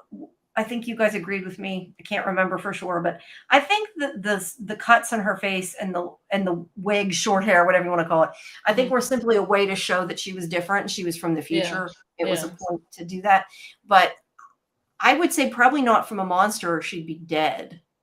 That's I don't know. They did a job on Randall and he was still alive, and they cut his yeah, face. but Randall was hurt a lot more than that, unless maybe she like story walked right as they attacked her or something weird like that. That's just a problem with story walking. I mean, Yeah. I don't know if either of you watch Legion, but they had a like kind of time traveler character. You know, the stereotype trope is usually bleeding from the ears or the nose because you can't handle the time travel. So maybe she's getting like marks on her face because of the story walking. Yeah, isn't there's something, oh, I know what I'm thinking of, Prime. You had mentioned Prime before, where each time he goes back in time, he gets like thicker or more just like damaged. Yeah, So, they bleed out the ears too. That's a perfect example because they do that little ear bleeding thing. Yeah, I don't know. I don't know that we'll ever even see that. I think that was just to show the future, but I don't know. I hope we see what made her go back, because I still question whether she has been trying to go back and just finally was able to go back, or if she waited a particular amount of time to try to go back, since it is in the future. Yeah. Or she's going back from outside or from, or she's going into it from. from. Because I feel like she got out. She's dressed in that kind of Gen Z, like 2024 outfit with the mom jeans and the little crop sweatshirt. I think she might have gotten out. It's also possible that somebody in the future, there's more people in the town and she's wearing their clothes too. Yeah, since maybe. They share them. That's a possibility. Since they share them. I was going to say, Papa Socks is asking, is there somebody who made a video of what we know as opposed to what we don't know? I mean, I made a list of what we learned in the finale, but I don't know. I don't know if there's a list somewhere of everything that we know. That's a good thing, though, that maybe we should do. I did take some pictures from the Facebook group when we get to it, after we're done with everybody's questions. I had taken the pictures, and I thought I wrote down, I saved the Facebook post. I'll have to go back so I can find out who posted it. But they made a list of all the questions that they've been asking, and like which have been answered and which haven't, and what we still don't know answers to, which I think is something that's helpful. Yeah, but a video named from : what we know would be very interesting. Yeah. Just going through all the things that are known. Yeah, I'd like to put that together even. I need to start doing some videos like you do, and the art live. My thing is, when I do something like that, like recording things, I'm the kind of person who's really anal retentive, and I will like redo everything 20,000 times, and it will end up taking me a week to make a 5-minute video, because I used to do these recaps for this audio thing. It was kind of like a radio show thing I used to do, and I quit doing it because it took me so long just to get like a 2-minute clip, because there couldn't be any mistakes. Because it wasn't edited. And it's like, I know I would have to do it. Maybe it would work to do it as a pre-recorded live show and put it up and then edit it. I don't know. But I feel like I would be perfecting it too much and pissing around with it too much, and I'd never get done. But I need to try. I keep intending to. I just haven't yet. I have to leave the errors in because I haven't learned how to edit yet, and I literally have to sit there and read a script for like 30 to 45 minutes of a deep dive and try not to make any mistakes. And then if I do trip over my words, I have to eventually just leave it in because I can't keep redoing it over and over. Yeah. But now I'm gonna work on learning to edit now that the season is over. Yeah, but see, you also write a script. That's like even more work. Like, I feel like when I talk about things and think of things, a lot of times it's like now how we're just kind of riffing and coming up with ideas and listening to people. Like, when I have to write it down and have all my answers, I don't know. That to me takes a bunch of time too. So I don't know. I need to get better at it. But I never thought of, like, you do it through StreamYard. My thing is, I don't have my own StreamYard because I'm using somebody else's, and I can't just like randomly use their StreamYard to pre-record stuff. So I'd have to use Zoom and either like insert pictures or do screen share on a Zoom room, maybe. I don't know. It needs messed around with. I need to learn. Let's see. Aunt says, do you guys think Eloise was also a story walker and got trapped in some type of distant time and now she's stuck there? That's a possibility. I think regardless, we're going to find out something about Eloise because I don't think she's dead. That's my main comment. Yeah, I don't think she's dead. I don't think she's dead because they left the door open too many times now. They could have just finally said case closed, this is her grave, but Victor had to go and say, I think this is her. So she's got to be alive. So maybe she was a story walker, or maybe Julie story walked and did something with her, like helped her in some way, and she's stashed her away somewhere. Who knows? But yeah, I don't know. They're talking about if Randall and Marie had different powers. Simone says that would be great. I like your AI picture there. Yeah, I think that different powers would be very interesting and could be something hopefully they'll explore. I want to see Randall. I want to see Randall turn into a giant cicada, like Ant-Man, like a superhero, like Ant-Man. But it's you just like bugs. You're always. Oh, Julie? Did you give Rose the number because she's asking, and I don't know if she got it or not. I put the directions on what to do in the chat. Okay, good. Sorry guys, we do get behind in the chat. So sometimes if I'm answering you, Julie's usually answering in the typing and I'm answering out loud. So we all talk about it. Maybe the ghouls, Brian said, maybe the ghouls don't kill Randall because they can't, because he's still cicada cursed, but also to F with Boyd. Well, everything's to screw with Boyd. I mean, that's a given. But yeah, I don't know. I mean, the fact that they're like, we had to keep Randall, it makes you wonder that they didn't do something else, or didn't either do something else to him or couldn't do what they wanted. Right. So, I don't know. Christy says Carrie says she thinks Christy won't heal, leg won't heal, and it'll be chopped next season. I hope not.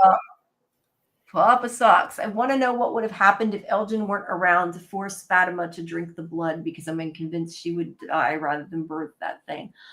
I don't know, because I feel like she ended up drinking the blood before when she didn't want to. So I question that maybe eventually she would have not had a choice and would have done it anyway. And that Elgin more just kind of moved it along. I don't know. What do you guys think? Well, Elgin did say that she had to drink the blood for it to go faster. Right. So right.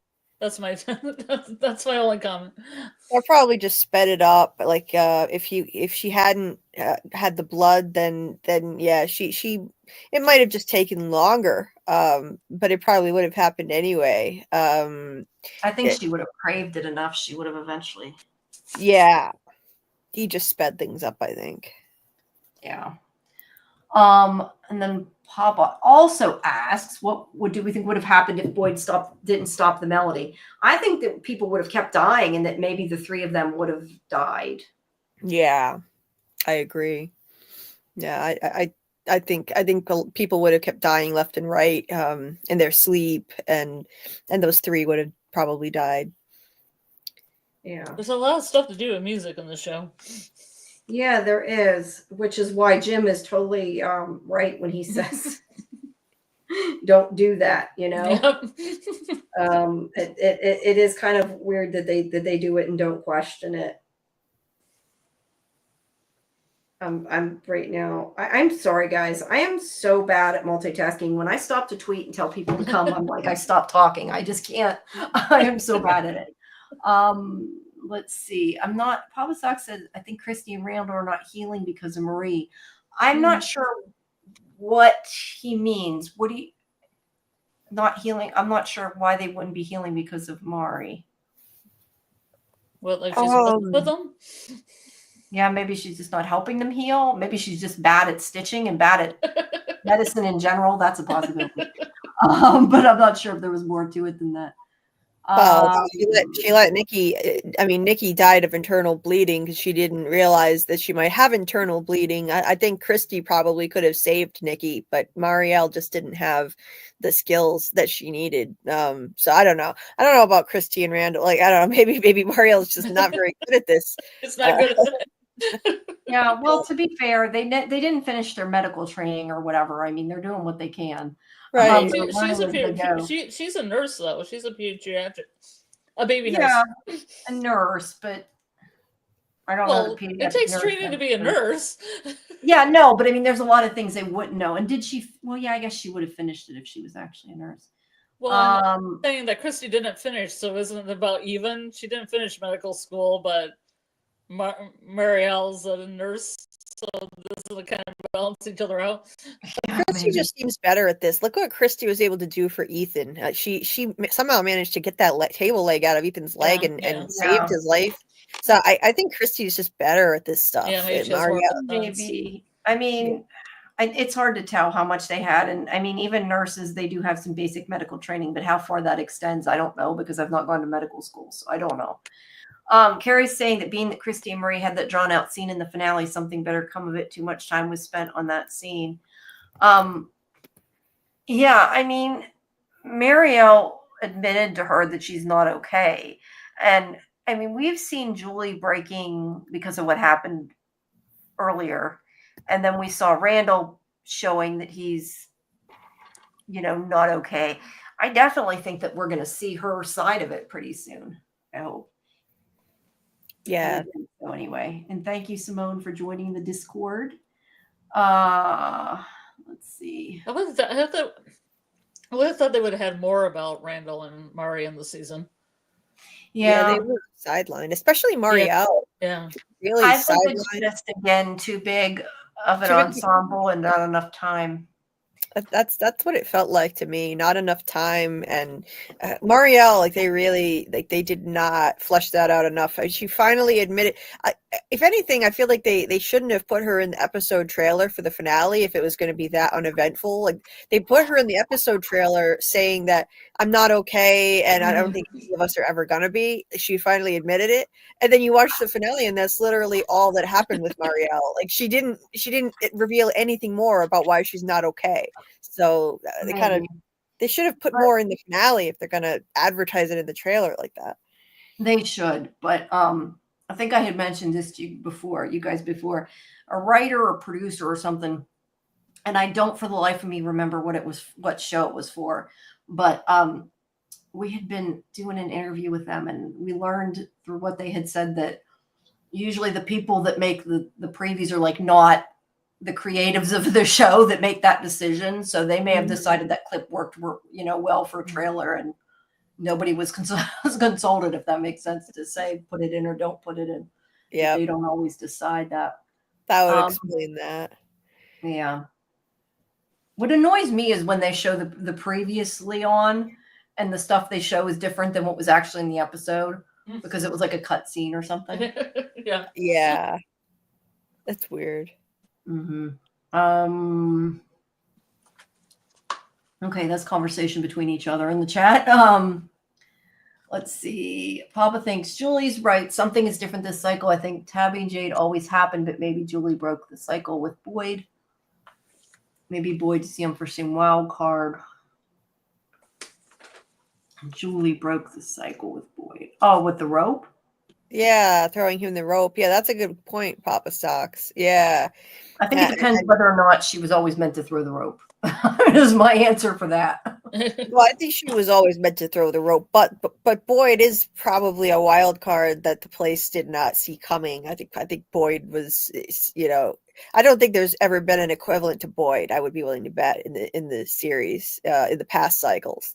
So maybe that's why they're making more progress this cycle than they have, in previous. Yeah. At least part of the reason. Yeah, it's possible. Brian says, I think the Boy and White has been tweaking each cycle's formula and how he intervenes or interacts to get closer and closer to saving the kids.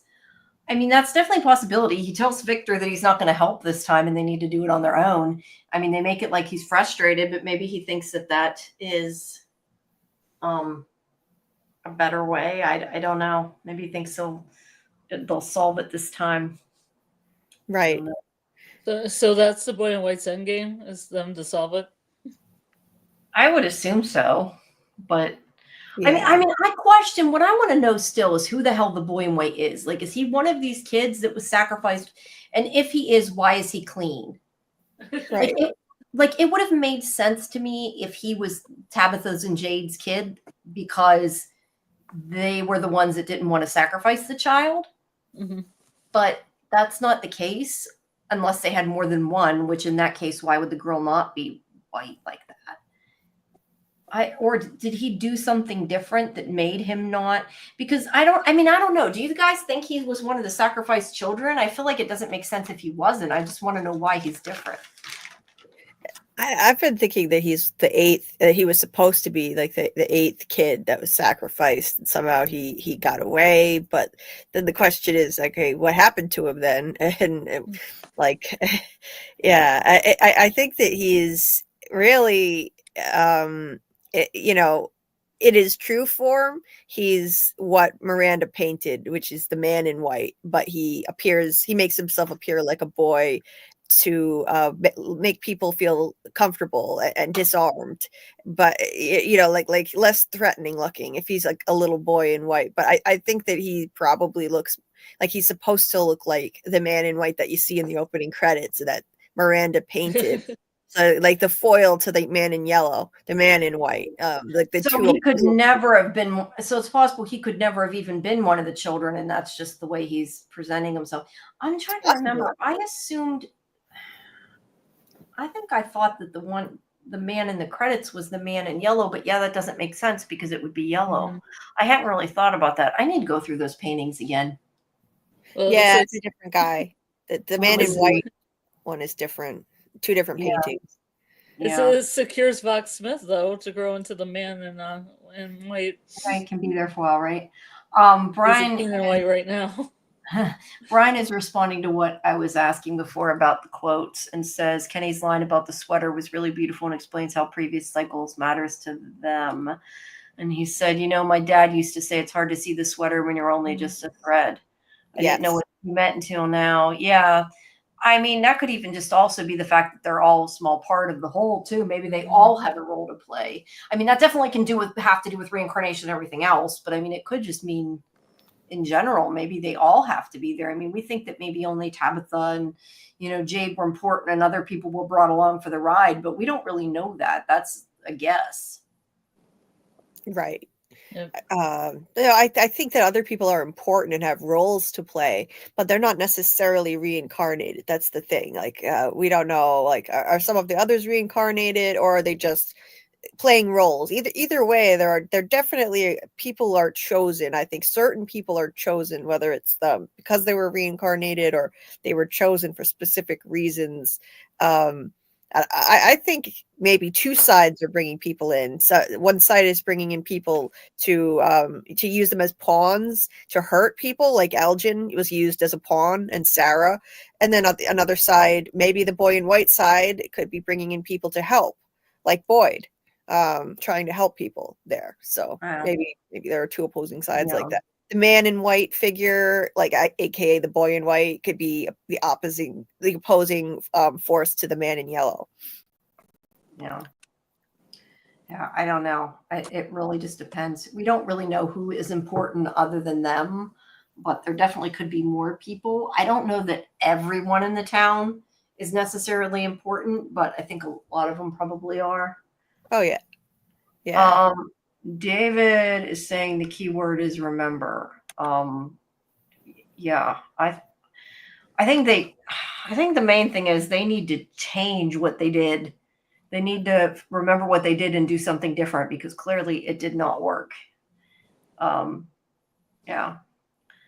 Kel says, my biggest questions are what does saving the kids entail and why are the kids referenced as being in the tower when their cages and altar stones are in the caves?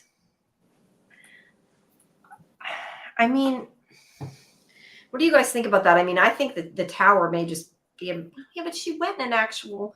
See, I would have said the tower might be a metaphor, but we saw when she went down into the caves, like we saw her like sort of in a tower, but that was part of her dream. And then people equated the tower to the lighthouse. I don't know if they're all one and the same thing. I mean, because the lighthouse is, yes, it's a physical place, but I personally feel like the idea of the tower may just be meant as a metaphor, like, you know, they're high in the tower, just like that they have to be saved, not necessarily that there's a physical tower. I don't know. What do you guys think? I think maybe it's possible that it's not the lighthouse tower, that maybe that it's a different tower that they need to go to. You know, like maybe the lighthouse tower was just an assumption that was made, but maybe there's a different tower. I don't know. And it is odd that their cages and the sacrificial stones are in the cave. So that's a good point that Kel makes. Like clearly there were no kids in the lighthouse tower. There was just a boy in white making the Ankui sound. So it seems like an elaborate ploy just to get it was a ploy to get Tabitha there, to get her out, send her out of the lighthouse for sure. But there were never any kids in there. But Miranda thought there were kids in the tower too. That's the thing. She told Victor, I'm going to the tower to save the children, and then we're all going home. But maybe it was a different tower that she was talking about. Yeah, unless maybe when the children were alive before they were sacrificed, they were locked in the tower. It's possible. I mean, that's a possibility too. But yeah, that's a good point. I know somebody, and I don't remember who it is, I apologize, but somebody had said that they think maybe the tower, I remember we had talked about that maybe the tower was the hotel, and like do you remember that conversation? We had that conversation one week. Somebody had brought that up. Yeah. Yeah. I'd like to see the hotel show up in one way or another. I hope so. It would be nice. Let's see. If Julie can go back in time and change the past, is she a god? And can she change everything? It seems like it's too easy or obvious of an outcome. Are the monsters gods because they are immortal and can't die?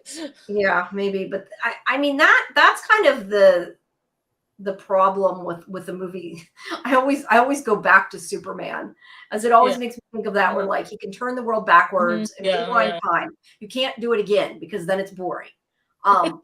But I tend to think she would, like I've said before, I don't know that she can change anything. I think she was always meant to throw that rope.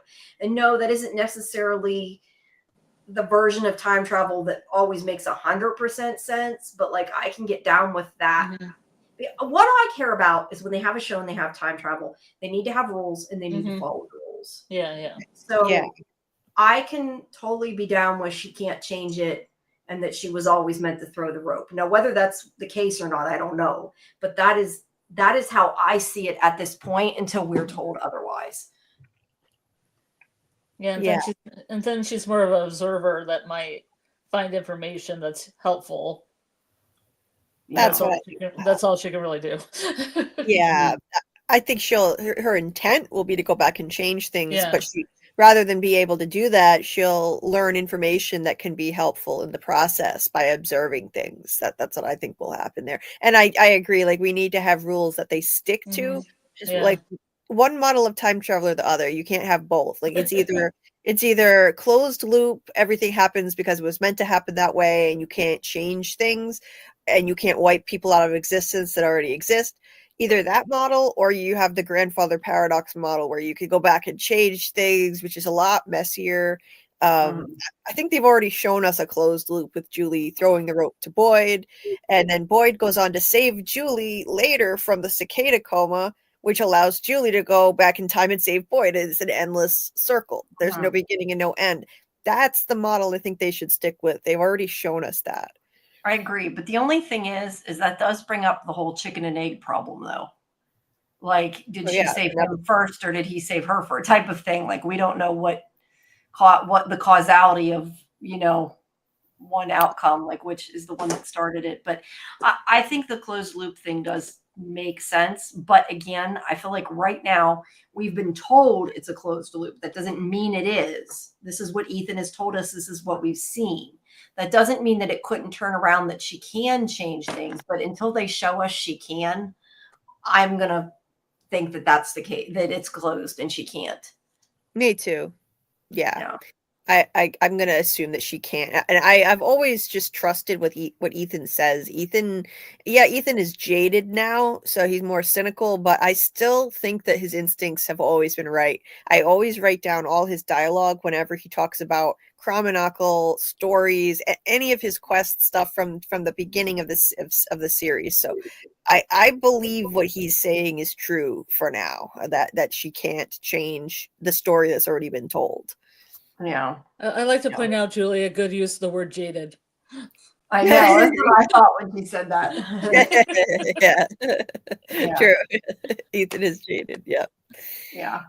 I see. I have the live chat window open. I see Rose is saying Ethan could be wrong. Ethan definitely could be wrong. I'm just saying that, like, personally, I choose to believe he's right until I see otherwise. I'm not saying he necessarily is right. It's just that's what we've been showed so far, which is why I'm saying that. What do you think about Man in Yellow's knowledge comes at a cost being applied to Julie for her knowledge of story walking, and Jim as the cost? I mean, he definitely implied it was Tabitha, but that could have been a red herring. And but he's also looking at Julie. He was also looking at Julie. But then I feel like it also happened with Elgin too, that he got knowledge at the price of his eyeball. So it could have been happening on a bunch of different levels. Yeah, could be a lot. I was going to say, Julie, you've tried clicking on things in the chat and they don't come up. Right. Yeah. Okay. I just wondered, because you're, I think, better at picking that. Welcome to my world. It would be helpful if we both could do it. Also, because I got to take a pee break in a couple minutes, so get one to talk about that'll take a while. I think Julie will lose it messing with time and going back again, watching her father die over and over again. I could definitely see that. That'd be pretty gruesome. See, like maybe, I guess that's how we'll know too. Like, will we see her try different things? Like, I wouldn't mind seeing her go back multiple times and failing each time. I mean, not that I want her to fail, but I mean, I could see it, like her going back and failing, but trying something different each time. That also begs the question, though, can they ever save the children? It's kind of the same thing. Like, what do they have to do different so they can, or are they even able to? I mean, because I want them to save the children because you want it to have a happy ending. But I mean, I would be okay in the end if they didn't and it started all over again, as long as it makes sense. It just depends how they do it. Carrie is saying maybe a crow scratched Julie. That's good. Might have been. Okay. Papa says, you ladies make me rethink Ethan's role now. I think he's an interpreter. The spider coming down was him seeing the events of the Nkui children in the cave. I mean, I definitely think he could be an interpreter, but I kind of assume that the spider was either reference to Victor's drawings or the actual spider's web that we've seen. Mm-hmm. I don't know. Yeah, the whole spider coming down thing. That's still such a mystery, you know. Yeah. He was saying that he saw Victor. He was laying there in the RV, saying that he sees Victor drawing pictures of their whole family, and there are pictures all over the wall in crayon. He said, "I saw the Lake of Tears." And then somebody screamed and a spider came down from the ceiling. Either that or a spider came down from the ceiling and someone screamed. Mm-hmm. I forget which order those two things were said in, but it's like, okay, well, what does that represent? The spider and the someone screaming? I don't know. I don't think we're literally getting a giant spider. I think maybe, I want a giant spider. I think it's going to be symbolic. Team Giant Spider. I think it's going to be symbolic, but I know you want the giant spider. A little letdown. They probably just don't have the budget. Yeah, I don't. Depends how it goes. It could get cheesy too. We don't want some It, Stephen King's It kind of thing with a giant spider at the end. I don't want to see that. Speak for yourselves. I like spiders. I don't want to see the spiders. Period. Johnny Utah says, how will Henry react when he finds out Tabitha's Miranda and Jade is one of her husbands? I really do hope that they address this whole thing. The whole 3 husbands. I've said before, I don't think they're going to go much into it, but I would like to see some awkwardness between her and Jade and her and Henry, and just because we're all thinking it, even if they aren't thinking it, we're thinking it, I still think a lot of it is more they're trying to bring and I could be wrong. And I don't know that I need that, but I still think that they're trying to bring a ship between her and Jade, especially if her husband's dead. I mean, I can see it. I don't know that I need it, but I don't need it. I don't need it, but I can see it happening. I just think this show to me is about the mystery. I don't need the romance. I can do it. I can be okay with it. I can even maybe like it, but like I don't need it. 100%. I don't need it in a show like this. I don't think they have time for it with 10 episodes and way too much mystery. And I don't think the characters are going to have that on their mind. That's going to be the last thing on their mind. That if anything, they'll just have a deep sadness that they will bond over their shared history. But I don't think it's going to lead to sparks flying and whatnot. It's just not that kind of show. They could act like a family dynamic without the romance. Like he could step in to help the kids and everything. Oh, I'm sure he will. That doesn't even have to be a part of it. I'm sure he will. They've already said that with Jade, because Jade was so upset about Julie not being able to go to prom and was stuck in prom, that they already have a connection. And they already set this up with Jim foreshadowing it with Jim saying to Jade that I don't know how to protect my family, but I think that you can. And that's what Jade's going to do. I know Jade will want to protect Jim's family now. Yeah, I mean, Jade has slowly gotten better with Ethan too. I mean, he stopped swearing at him. First that. Yeah, I definitely could see there being sort of a family dynamic. I just don't really necessarily care one way or another whether Tabitha and Jade are together. I mean, if you want that, that's fine, write fanfic, but I don't need to take time for the show. Not with only 10 episodes. Look, I'm all for, I mean, I'm generally a shipper, but this show to me is about the mystery, and that's what I want to see. And I don't want to say don't have enough. We already feel like we don't get enough answers because we're wanting more. Like, I don't want to take more time up with that. But then you're giving me ideas to write fanfic for Julie's live. For her live, fanfic on. Here's my story of the romance between Tabby and Jade. Oh God! In graphic detail. No thanks. No romance zone on my live. No. I don't want any romance. Yeah, we don't need that. David David said Ethan is going to find out his mom isn't his mom, his dad is dead, and his sister's time dumping. He'll turn bad. Maybe Julie's voice is the second voice Sarah heard. I don't know about him going to turn bad, although it is a possibility. But, that would be interesting if we found out that the voices Sarah was hearing weren't actually the monsters or whatever, that they were somebody time walking or story walking, whatever it's called. That would be interesting. I don't know why they would tell her the things she heard, though. I don't know that it would make sense. Yeah. That makes more sense that it's Abby. Yeah, or Abby. But yeah, it would be kind of interesting though if it was somebody time walking. Every time Aunt says every time they seem to get ahead of something, someone important to the story dies. Yeah, that's kind of true for everything though, to some extent. Hey, Diz guy. Let's see. If the goal of Julie's story walk was to save Dad, she should have brought a steel collar or a taser or a flamethrower. At least rehearse what to tell. Don't do better, Julie. Well, hey, I still think she should have looked down the well. I'm going to keep bringing that up. So, yeah, people time travel and they don't bring what they need. They need to I don't know, watch Doctor Who or something and figure out better ways. Aunt says he hopes we keep streaming after this. You guys are awesome, and the community is by best the far I've ever part of. Well, thank you, Aunt. We are going to do this every Sunday. We're going to do some kind of rewatch starting next week. I'm going to try to, for people who didn't hear that before, if I can figure it out, assuming I can figure it out and Julie can help me figure it out, I'm going to do a watch party from probably next Saturday night. But we'll get the details and post them. But in my Discord that I put the link up to, because we're going to do that. And then that way when we do the live stream deep dive, people will have seen it before. And also I think it would be fun. This is all assuming people want to do it. I don't want to pay per month to stream it if nobody wants to watch it, but hopefully people want to watch it. Okay. That's them talking to each other. David saying if Eloise went through the tree, it's still not certain she went back to the real world. Yeah, maybe she's inside something. We don't know. Wouldn't it be weird though if like one of the tree, like we know that the one tree sent Boyd potentially into the cave, right? And he went back in time. When he was in that tree, when he came out in the well, we think he was in a different time. Yes. Now I know that Julie, you think that he was in a dream state.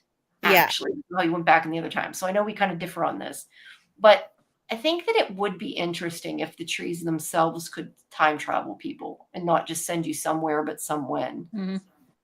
Again, don't know it's accurate, but it would be cool if you could.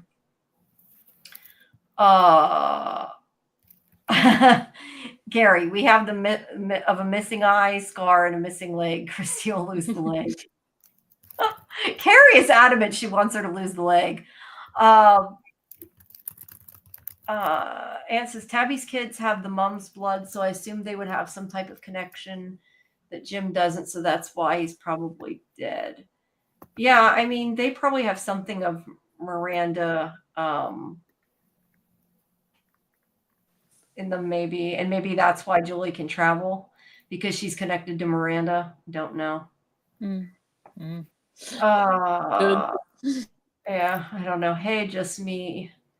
Brian says that Mary's got Munchausen by proxy.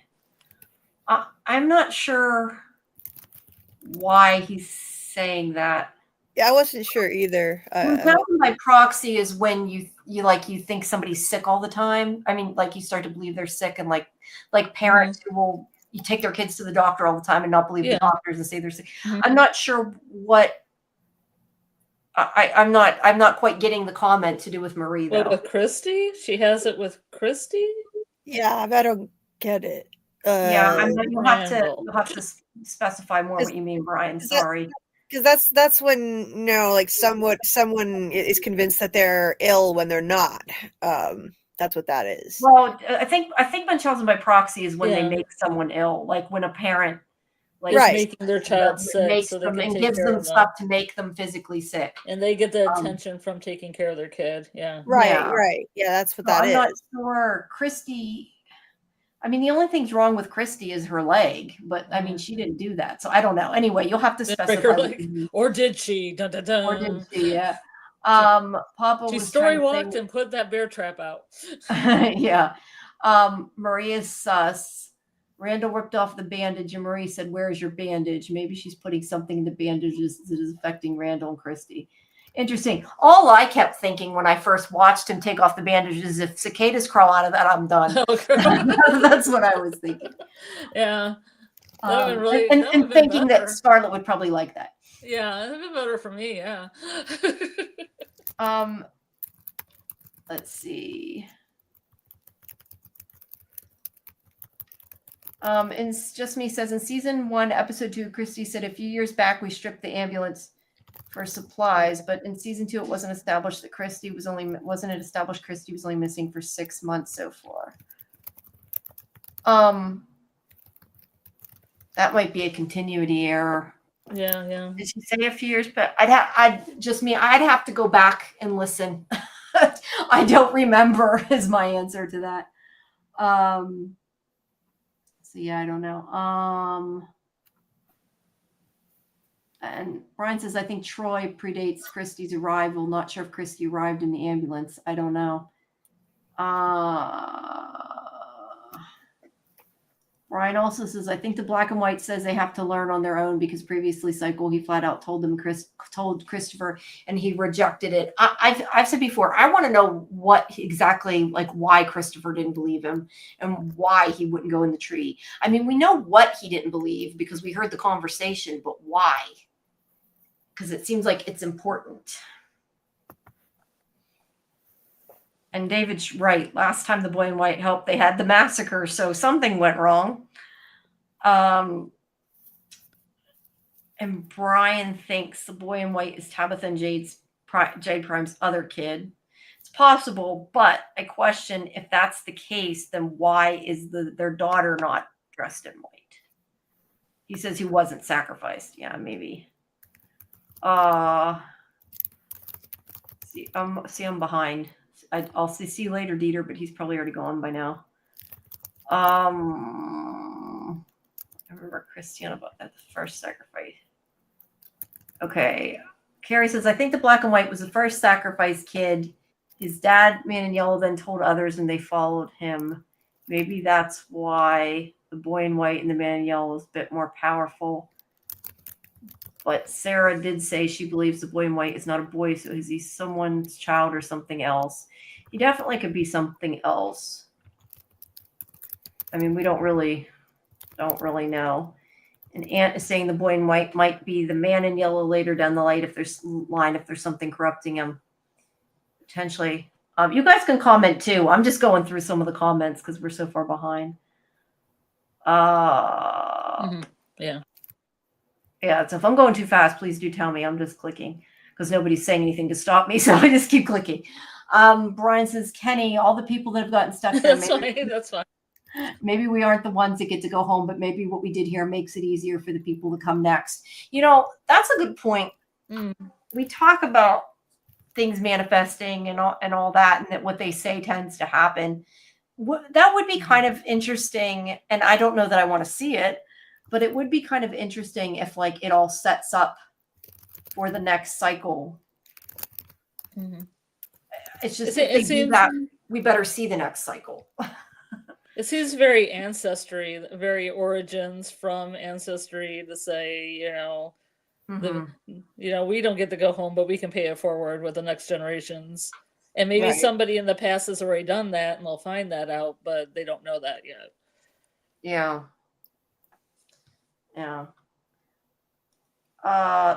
David says the boy in white is connected to the place from as the place changes, so does he. Yeah. I think that's evident by the whole he got older thing. I want to know how else do you think that the town's going to change? I mean, the seasons are changing. Do you think it's going to get worse? I mean, we could get like the winter could get worse and worse till they're like, I don't know, got a bad snowstorm. I mean, they kind of set that up that they were going to starve, but then they got vegetables, I guess, because Kenny's mom died and she was a sacrifice that gave foods and she fed the town and they got vegetables from that. That's the only thing I could think that would equal that out. Yeah, I don't know. All I know is I think it was Avery that said that they don't want to film in the winter. Yeah. Wasn't that Avery? I think it was Avery that said that. That's probably why we're not getting season 4 till 2026. Yeah, that's what she was saying. She was saying all she knows is they don't want to film in the winter. Yeah. Just Me says, I don't think boy in white is even a child, probably just appears as a child and in white to gain trust and come off as pure innocence. Definitely a possibility. Aunt says, I think Tabitha and Jade have a role to play and the rest are just collateral damage. We were talking about this earlier. I think there are more important people. I mean, I think there are other important people besides Tabitha and Jade, but I think a lot of them are collateral damage. So I would partially agree with that. And David's getting all philosophical again and saying if it's all in the mind of the boy in white would be like the unconscious self. You usually start confusing me, David, when you go down that path. I welcome the comments, but I don't always understand them. But yeah, I mean, it definitely could be in the mind of the boy in white. I hadn't really thought about that. We're all like, it's in Ethan's mind or it's in Victor's mind. I hadn't really thought about the boy in white. Brian's that was to something you said, I guess. The boy in white and the man in yellow are opposing councils choosing drawers, or maybe 2 kid captains choosing kickball teams. If we think it's a game, that's another theory we had kind of talked about before, that maybe they're just playing a game. That's kind of like, in my opinion, the Cabin in the Woods or the Hunger Games type scenario. Or chess game. Yeah, I mean, chess was really, really heavy. There was real heavy chess stuff in the first season, and I haven't really seen the chess come around again. Yeah, they did mention it before. Carrie, I never thought Christopher did the massacre. Now I'm thinking it's man in yellow and killed everyone because boy in white told Christopher about the tree. That's why he won't help. Oh, that could be. I read these and I think, yeah, I hadn't thought of that. That could be. I don't know. David says, I don't think they can change the past. They can just remember and allow their alien green energy to move on. Yeah. Victor did tell us that the more you remember, bad things happen. Yes. Yes. Yes.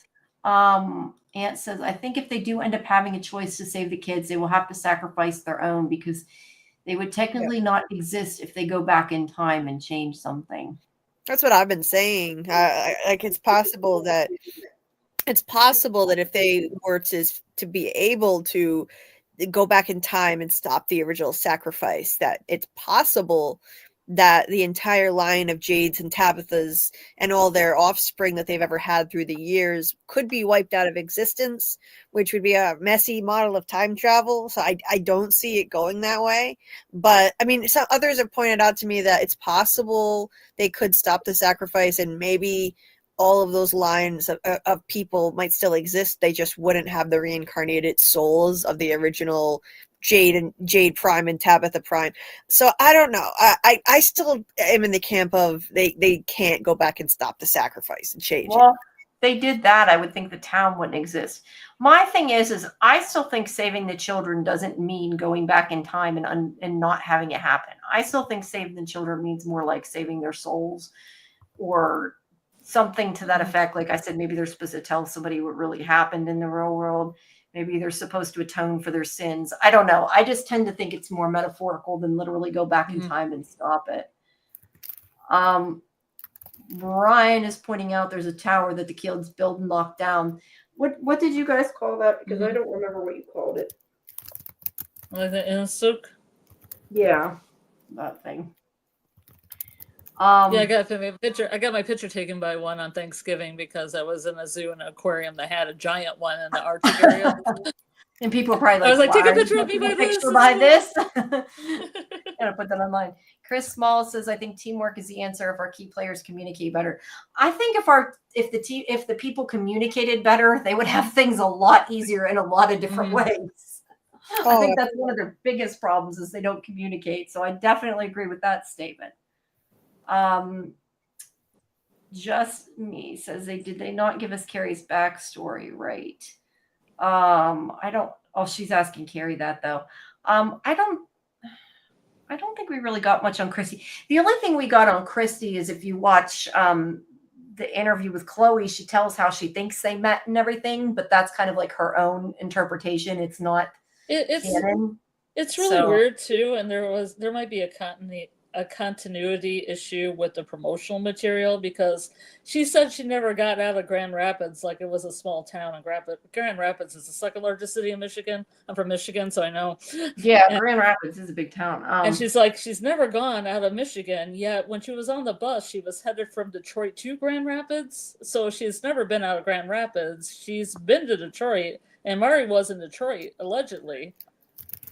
So... Well, I mean, they had to meet somewhere. They had to, Well, Christy travel. wasn't on the bus. Mary was. But I tend to think when she means she never got out of there, she more just meant like she never moved away or made it past kind of that area. I don't know that it was meant to. I mean, it could have been meant literally, but I kind of more took that like, I still was stuck in the place I grew up and more of like that kind of thing. The town of 1 million people. It's pretty big.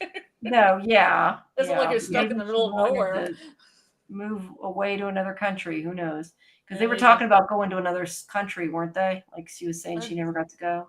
Well, that was her and Kenny, because Kenny had the globe and he wanted to go. He had kind of like a bucket list of places he wanted to go. That's kind of what I figured. She more just meant like I've never been anywhere exciting. I'm sort of stuck here. I like it. It's a big city. Yeah, no, it is a big city, but anybody listening for Grand Rapids, your city's great. Double plus, good. Yeah. 5-star. I've been in Michigan, I think, but I don't think I've ever been in Grand Rapids. Brian, after seeing drawing, paintings seem weird to call an obvious lighthouse a tower. To be fair, when they were calling it a tower was before they saw the paintings, and we don't know if it's the same tower, would be my answer to that. It could be, but they hadn't seen Tabitha hadn't seen the paintings at that point. But that's a good point, though, because Miranda says the tower. Why would Miranda say a tower if she knows it's a lighthouse? So maybe there is a second tower. Looks like a tower if you climb up it, I guess. Yeah, I don't know. And they might end up with a complication if they decide to save the kids. Then in that decision, they get rid of the people they care about. He's talking about just everything get erased. Yeah. Robert Saunders says, I question, has anything really been answered, including reincarnation, time travel, or even the genesis of the monsters? I say the numbers aren't even answered, e.g. Lighthouse. I think most things, I don't know that we have 100% on, and some things could be possibly changed. Well, there are people that are like, well, the numbers are just music, but I don't believe the numbers in the Lighthouse are just music. Yeah, that's what I said. I think those numbers are important and are something else. And we know the monsters, like one of them got rebirthed, but we really don't know how they became. I mean, we have an idea, we have a story, but we haven't seen it.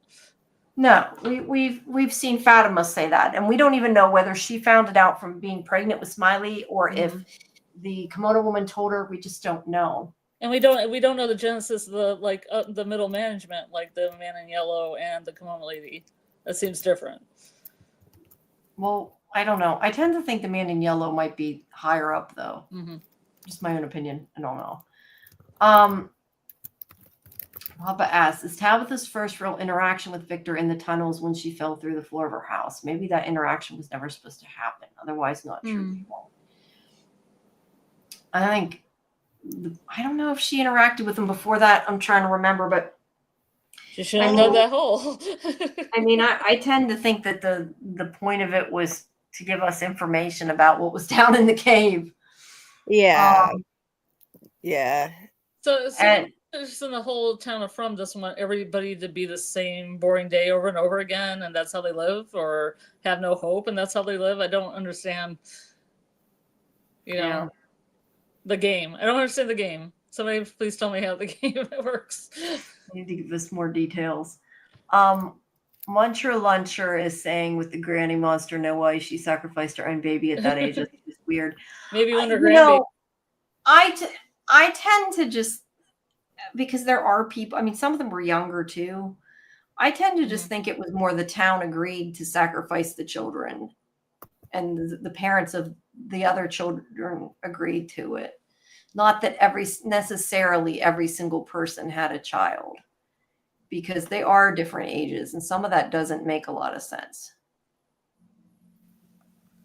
I mean, there's young ones, which potentially could have been, I mean, they could have been old enough to have kids, but the old ones do make me kind of wonder.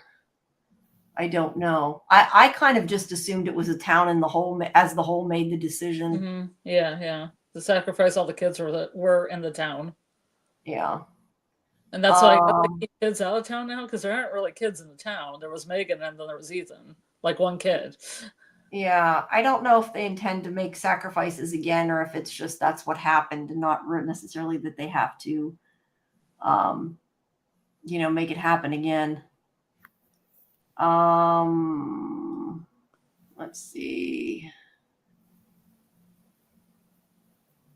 I think that was in the middle. See, some of them are they're talking to each other. So I'm like, we're trying to figure out which is not to me and which is okay. I write down Ethan's story, so he's definitely key, although I believe he's wrong, and Julie is wrong about Julie. Yeah. The rest of that said. I mean, Ethan could definitely be wrong. I don't know that we necessarily know he isn't, but David says the man in white killing Jim is lifted straight from Lynch. I assume he means David Lynch, but I don't. Yeah, like the mystery man, like David. Like you mean the mystery man, or you mean the man from another place, or what exactly Lynch? What from the Lynch canon are you citing? Because there's a lot of characters that are kind of like that. Yeah, I don't know. The mystery man from Lost Highway, or the man from another place is almost boy and white-ish. A lot of different things. Hi, PM. Thank you for telling people about the interviews.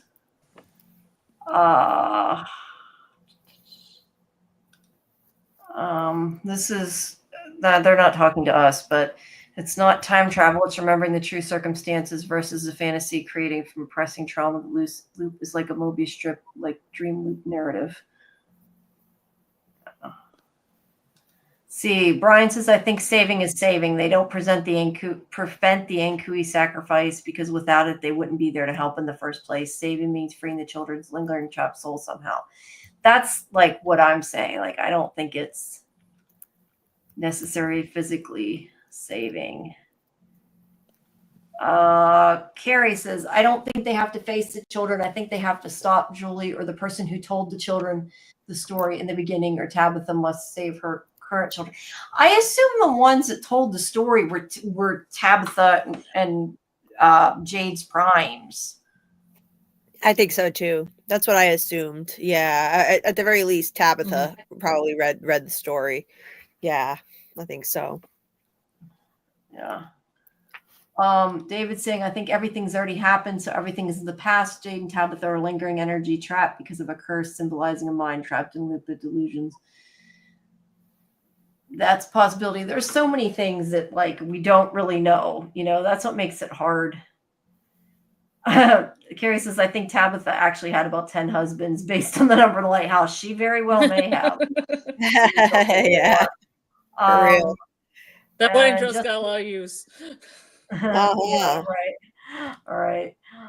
Just me said, I still don't understand why Tabitha didn't hug the Ankui daughter when she first remembered. I wish the writers ran away. She ran away from her poor daughter. Well, I think she is dead, to be fair. You know. Robert Saunders says, I think, how many are reincarnated? How many monsters are born like Smiley? And is the man in yellow story walker as well? I know that with that question, or that was specifically to something you said, but it kind of makes sense. That's why. Well, there was 12 at the birthing ritual, but that doesn't mean that there's only 12 of them. Yeah. But why I thought they meant how many cycles of reincarnation. Yeah, they could have meant how many people. Yeah, I think he meant how many people. Yeah, Robert's a friend of mine. Robert's a friend of mine going back to before I had a channel. Like we would just go on back and forth in the Discord for hours, like writing paragraphs and theory crafting. So he's got a lot of really deep, interesting ideas about the show, or a very, very deep thinker. So yeah, I think he's talking about how many people were reincarnated. So I'll be interested to know what he thinks about that. I know he already had to sign off and go to bed, but yeah, I don't know. I think like however many monsters there are, that for sure must be how many people were reincarnated, but we're not quite sure. There was a spreadsheet. Well, not necessarily reincarnated. You mean how many people are immortal? Right. Like, okay. Yeah. The immortal. That's what I thought you meant. Yeah. Yeah, because he was also talking about how many monsters are born, like, so like, yeah, and in terms of how many are reincarnated, I think like it might not be just Tabitha and Jade. It could be more. I'm not sure where he got those numbers from as options, but I'm sure he has pretty good reasoning as to where he came up with them, knowing him. But it would be interesting if it's more than just Tabitha and Jade, or some of the people who might seem like they're reincarnated could actually be just filling roles, like we used to talk about, like people who are chosen for certain roles. Like Elgin was chosen to fill roles, Sarah was chosen to fill a role. Doesn't necessarily mean they were reincarnated, though. So that's the thing that we have to try to figure out. You know, which is it? Like, are there other people who are literally reincarnated, or are they just chosen to fill roles for specific reasons? Yeah. Sorry, I'm now reading the thing about Taylor Swift.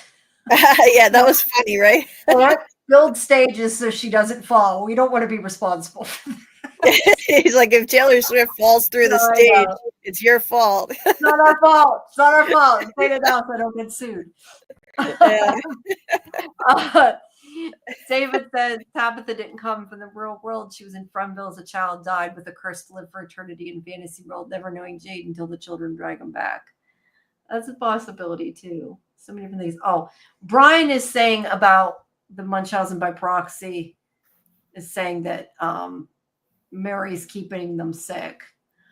I'm not sure though how she's keeping them sick. Like, I understand what he's saying now, but I'm just trying to understand how he's keeping them sick, because she hurt her ankle and Randall had his face ripped off. So I don't know. Is she not, I guess, not healing it the way she could be, maybe not doing a good enough job. Maybe that's what. Yeah, I'm I get guessing that's what he means. I don't Yeah. I don't know that I see that, but I mean I get that's what he's meaning. I don't know. Like I definitely don't think she's doing anything intentionally if Yeah. she isn't, treating people properly. I don't get the sense from her that she's doing anything nefarious on purpose. Yeah. Yeah. Papa said that you said that Miranda left her kids when it was daylight, but arrived at the tree at night. So we still need to see what happened between that time lapse. Did she hide Eloise? I think she did leave Victor during the day.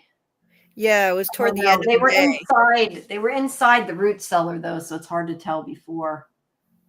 It was toward the end of the day, I believe, but it definitely wasn't the dead of night. And that's the thing. I think there's a missing piece.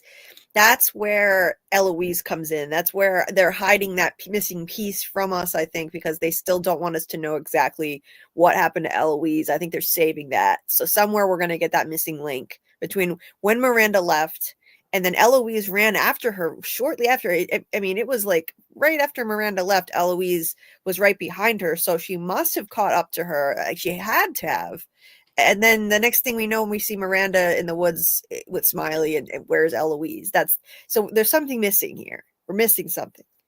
Yeah. Yeah. But yeah, I definitely agree that we're missing something in the middle there.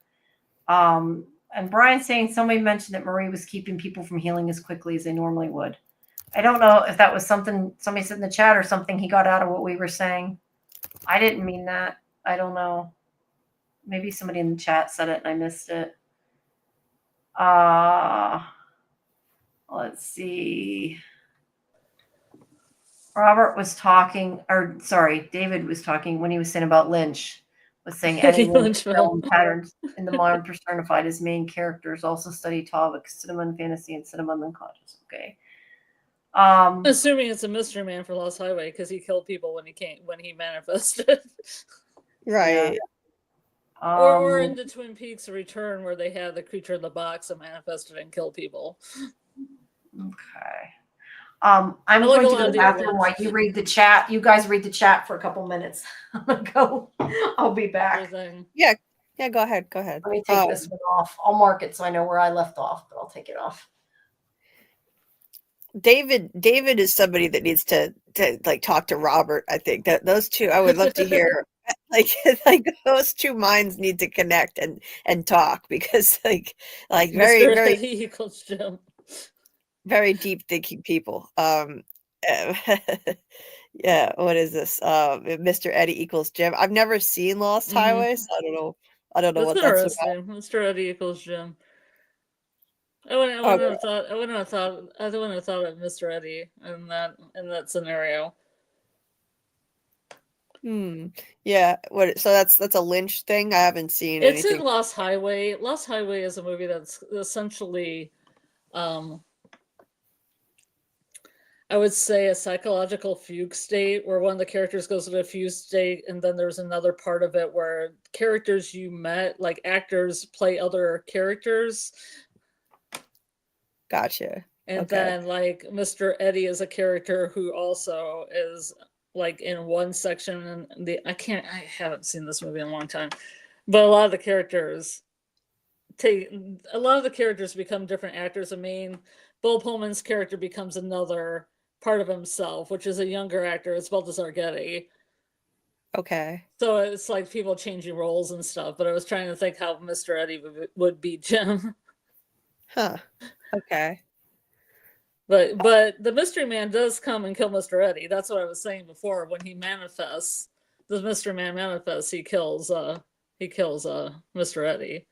Okay. So I think the same thing too. I think like a slice of the throat as well. Okay. That's something to think about. Yeah. Yeah, So, I love David Lynch. I have a encyclopedic knowledge of David Lynch if anybody wants to talk about it, because that's cool with me. So then you're like you must be a Twin Peaks fan then. Oh yeah, definitely. Yeah, okay. Yeah, that's one I need to go back and make myself watch. I tried watching the first few episodes, like maybe like the first 3. I want to say maybe no more than 3 episodes. And I just couldn't get through it. But it's part of it is just that it's a product of its time, and it's there are just certain things about it that rub me the wrong way. I don't like seeing all of this violence against women and sexual violence and all this other stuff. Like it's a lot of that, and you see a lot of you're that. probably not gonna like a lot of David Lynch's catalog too, like Blue Velvet or Yeah, the Inland Empire has the same thing going on. It's a lot of like women in trouble kind of films. You see a lot of that in older films and TV. I feel that's where David Lynch gets his influence from, like the 1930s, and he like took Laura Palmer's character from the movie Laura that was from the 1930s, I do believe. Okay. So he loves that. He loves Kubrick, and he loves all that kind of stuff. So that's kind of his style. Yeah, you don't like Kubrick.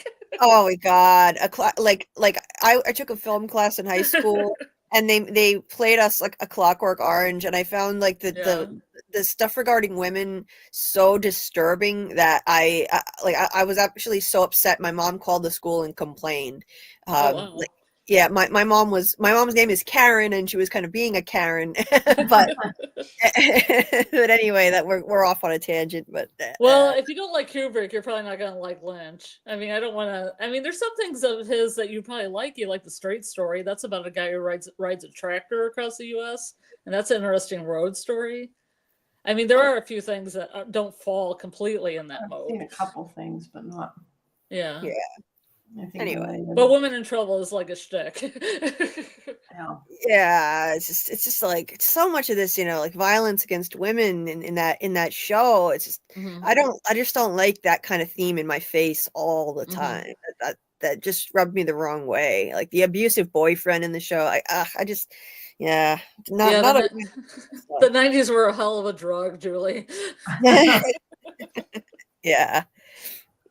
So anyway, did you guys? I don't know if I'm picking something you guys talked about. I don't know how much you got. No, we just talked about David Lynch. We didn't talk about anything in the chat.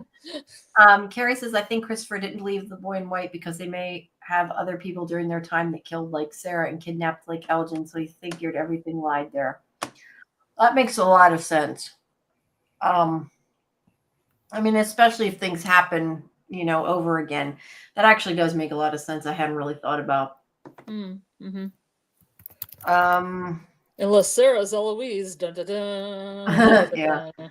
And Aunt is not Aunt. Brian's making a point, although he's telling Aunt that now that The Boy in White is aging, he can age up to the Man in Yellow. Maybe. Job security. Yeah. And yes, the reincarnation, it's been confirmed, but we don't know how many people. Matt says, I think it's 95% likely that Eloise is dead. The reason he wasn't sure is because she was so little, there were only pieces left. I think that was meant to make us feel sadness. Yes, I do think it was meant to make us feel sadness. Then what was Eloise's point then? What was her point? I think that because he didn't see that it was her for sure, that makes me think it's not, that she wasn't dead. But what was the point of him remembering his sister, but that she was just dead? That's not exciting writing. Not. It's just the bummer is what it is. She's alive, or there's some other big thing about her that we don't know yet. Yeah. And granted, this is all guessing. I mean, we don't really know. But. Yeah.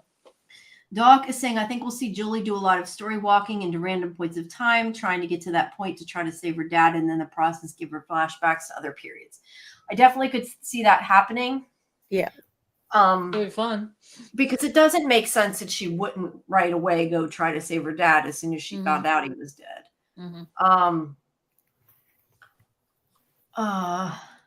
Matt says again, he says that he thinks that they might want to leave that open with Eloise and then decide later.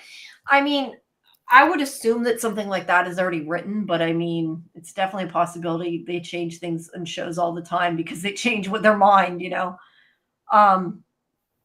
And yeah, you're right. It could be the way it's worded. Carrie says, why wasn't the others on the bus with Christy? Didn't show up. Christy was on a bus. I don't think Christy was on a bus. I think she's mixing She was up on a bus. In the promo material, she says she's on a bus from Detroit to Grand Rapids. No, that's what Marie was on the bus from. No, she was in the promotional material when they have missing posters. It says Christy was on a bus from Detroit to Grand Rapids. That's why the continuity thing is weird that she never left Grand Rapids. But if you say it's metaphorical, I'll take that. I don't know. That makes me think, though, that maybe the promo stuff was written by them. Because that doesn't make sense that Marie was on a bus going the opposite way. Just a small town girl. Maybe, but that makes me think that's just a continuity error or something with the props department that screwed up the midnight train going anywhere stuff or whatever. I don't know. Let's see. I'm scanning here. Okay. Good night, Robert. Well, then you kind of wonder how Christy got there then, if the promoter. Yeah, I know. That's a good point. I mean, if Christy was on a bus, it doesn't make sense that there wasn't other people, unless they all died. I mean, I guess it's possible there was other people, and it's just because this happened a long time ago, they were all dead by now. Yeah. Or there's some of the people in the town and we don't know it because we don't know their backstories. They just all got slaughtered. Yeah. They could be maybe the Danny and maybe it was a small bus. Maybe Danny and Shay were. Oh no, they had a car. They couldn't have been from there. I don't know. I'm just thinking. They picked her up hitchhiking. Yeah, I don't know. Dived into the pool. Since we started, it will be Julie, but Tabitha did correct. Okay, wait. Since we started the site with Julie telling a story, it'll be Julie, but Tabitha did correct the story with a lie that monsters are not real. I started the show with Julie telling a story. I think Carrie's saying that the whole thing is a story. It could be. Let's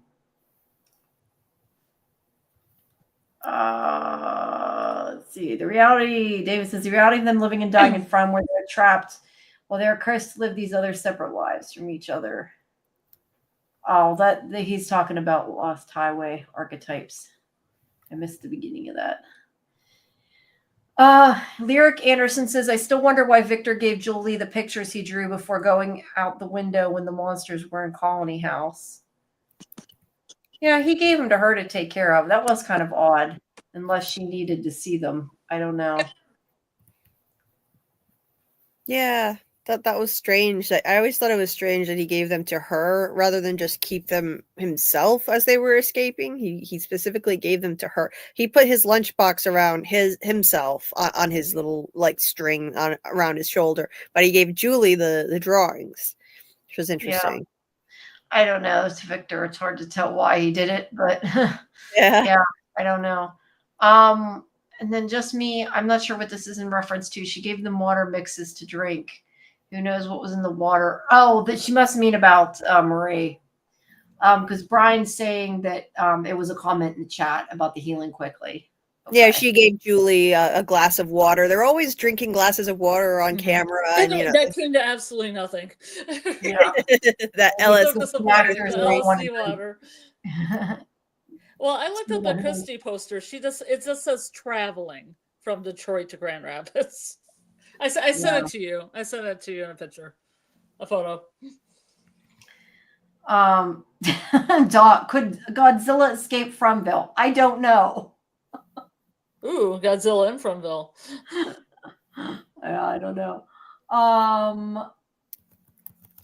David says, it's also how I think From is like the dreams Tabitha is having are the glimpses of reality, and everything else is a fantasy they're cursed to live while their energy lingers. I mean, I hope it's not all dreams. It could be, but I hope not. Just personally, I hope not. But I mean, it definitely. Or Julie's just having a dream in season 4, episode 1. She just wakes up and Jim's still alive. Yeah. Yeah. I think you just want Jim to be alive. Love Jim so much. I know.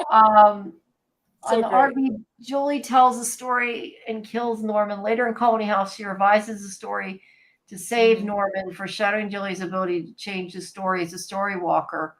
I mean, that definitely could foreshadow that. I hadn't really thought about it. That's a good thing they noticed. She does, especially if Norman's Jim. If Norman's Jim, yeah. I mean, that's definitely a possibility. Like I said, until I see it, I'm going to believe she can't change things, but that definitely could mean that. Carrie says, why did Victor draw Julie when he said he only draws things that die? Victor is more and more suspicious to me after this season. Did he say he only draws things that die? I thought he said he only draws things he needs that he needs to remember. He gave her that remember. picture because he didn't have to remember her. Yeah. I remember something like that happened. He also said something else, though. Ethan tried to give him a picture once of himself.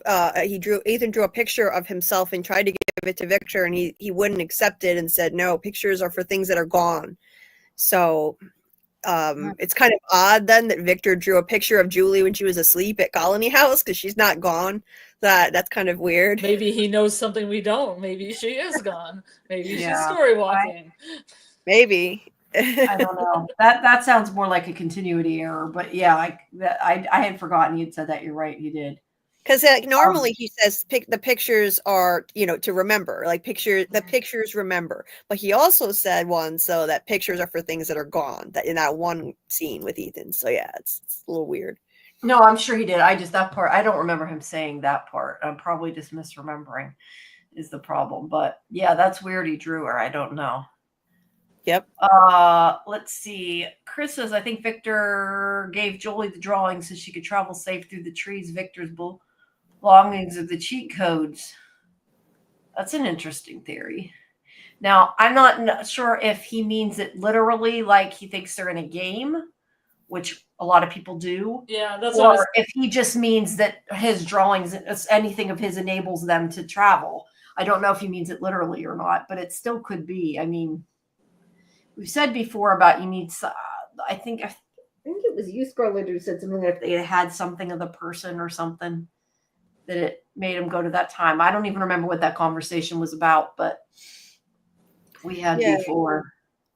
Yeah, it could be like there's a theory that if you take like a certain relic with you through a tree, that it could take you to a specific location. So maybe a certain drawing, or like there's the theory that Tabitha was able to get to Camden because she had Victor's lunchbox, which is like a relic that's tied to Victor and to where he came from, Camden. Yeah. And maybe the drawings are kind of going back again to Harry Potter. I'm thinking of like when they apparate, they have to think of something like where they want to go. It's like maybe you need an image of where or when you want to go. Who knows? Where did Julie? I'm trying to think. Where did Julie end up when she went through the tree? Remind me, because my mind's blanking. Sorry. Yep. The root cellar. The root cellar. Okay, that's what I couldn't remember. Mr. Moon Knight says it was disappointing that the Elgin Fatima storyline only gave us one of the monsters back. Happy that it's Smiley and not a bigger bad, unless Smiley isn't just a normal monster anymore. But what I question though, do we have a bigger bad that died though? We don't have any. None of the other creatures died. Or am I completely like losing my mind? No, none of the other ones died. So maybe he's just getting powers. Yeah, I'm not sure how they could have brought back something other than Smiley because he's the only one that they were able to kill. But yeah, I definitely think he may be, as somebody said the other night, upgraded. I would like to see that at any rate. Smiley 2.0. Yeah. I know, like some of us were kind of hoping that she was giving birth to some bigger bad, like not a nightmare creature, but something else, like something new that we hadn't seen before. So, okay, I see why. I'm reading that wrong. I'm reading it as returning a bigger bad, not just that it was a bigger bad. That's my fault. I read that. I'm like seeing it wrong in my mind. I see now what you mean. I thought that they meant like brought a bigger bad back as the baby. Yes, I thought that the baby was maybe going to be something bigger than Smiley too.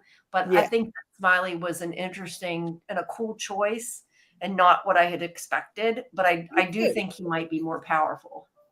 I'm glad. I'm happy now with what they did. I was me hoping too. for like some bigger bad and before this reveal, but now that I see how they did it and that it was Smiley and they reveal that they're immortal, like I'm happy with what they did. I think it was a really cool twist. So I enjoyed it. And it means we get Smiley back. So Yeah. I that's was afraid people would think it was cheesy and that they wouldn't like it. That's what I was worried, because a lot of people were saying bad things that had read the leaked stuff. But I heard that I think too. that, like, I thought and was hoping people would wait to see it, because I think the way they did it was neat, but I think on paper it didn't necessarily work. Like, if you Right. read it, it did sound kind of dumb, but once you see it, I really like it. Yeah, I think that people I were think you reading should the watch leak it. and I do remember hearing stuff that they thought it sounded cheesy and stuff, but on paper, man, maybe it did sound a little cheesy and hokey, but I think they executed it really well. I was thrilled with it. Yeah, I do too. I do too. So if people waited and they watched it, hopefully they enjoyed it. Just me is saying, is there any water source other than the Brundles? People keep going back to the Brundles and giving it meaning, and I don't know if it has meaning or not. I mean, I don't know. That may be where they're getting the water, but somehow they have running water that's coming from somewhere. Mm-hmm. Clean running water, for that matter. But that's just kind of like the electricity. I don't know that necessarily we know where it's coming from. Is it coming from the Brundles? I don't know. I don't think we know that, but it definitely could be. Yeah, that's another weird thing where we don't know where the water's coming from or the electricity, and Thus like is. it just is. Yeah. Carrie says, I thought Christy said in the show she was on a bus to take an exam, her final exam to be a doctor or nurse. Seems like I remember saying nurse. I have to go, but this is why we're going to do a rewatch, people. We can go back through all these things. I don't remember that because I thought that was more of a Bacta thing. That Bacta was finishing up. And she's on a bus. And I see down below, just me said the same thing. That's why they're doing the rewatch. It definitely says on Christie's poster that she's traveling. That was very vague. A lot of the, promotional materials are vague on reason, for a reason. Mm-hmm.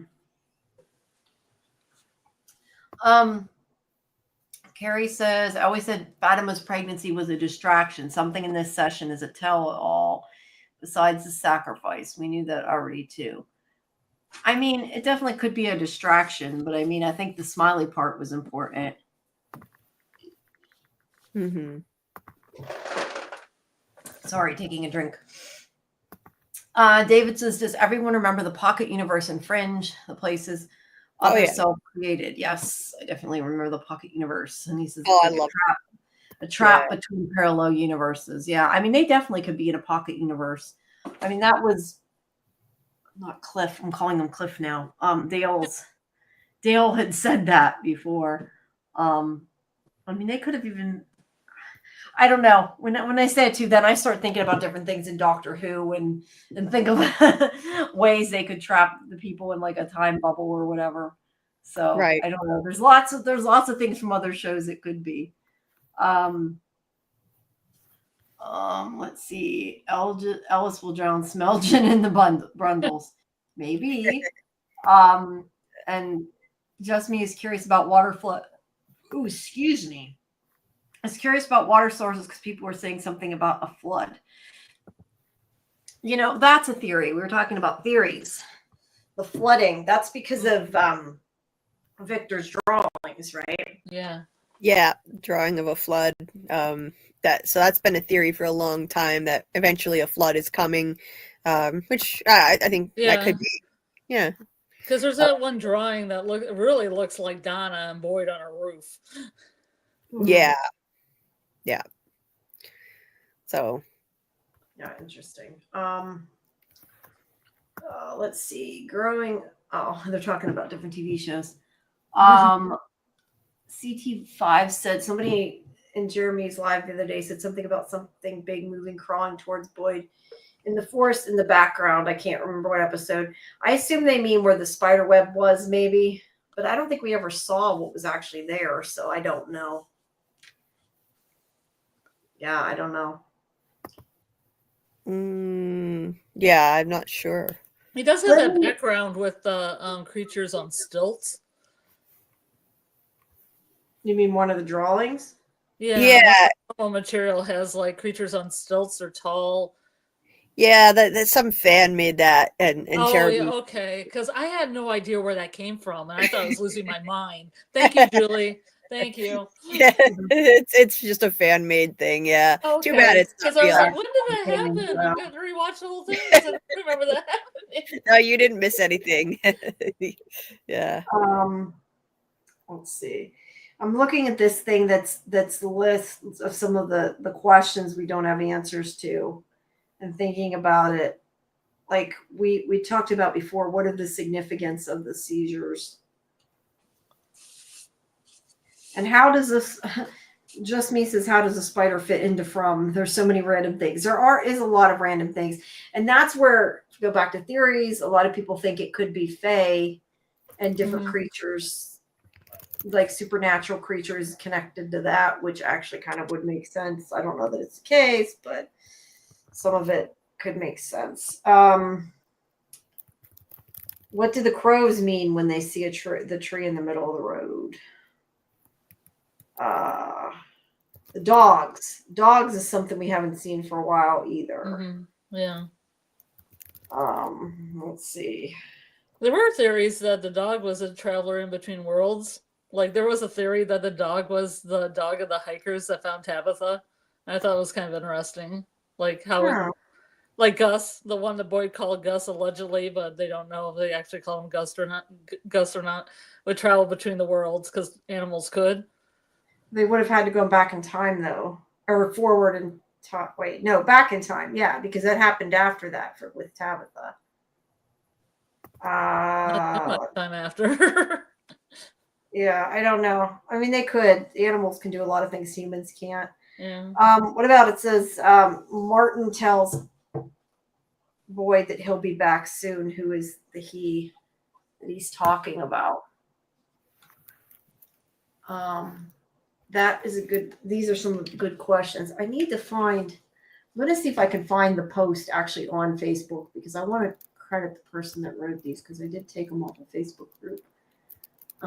Let's see.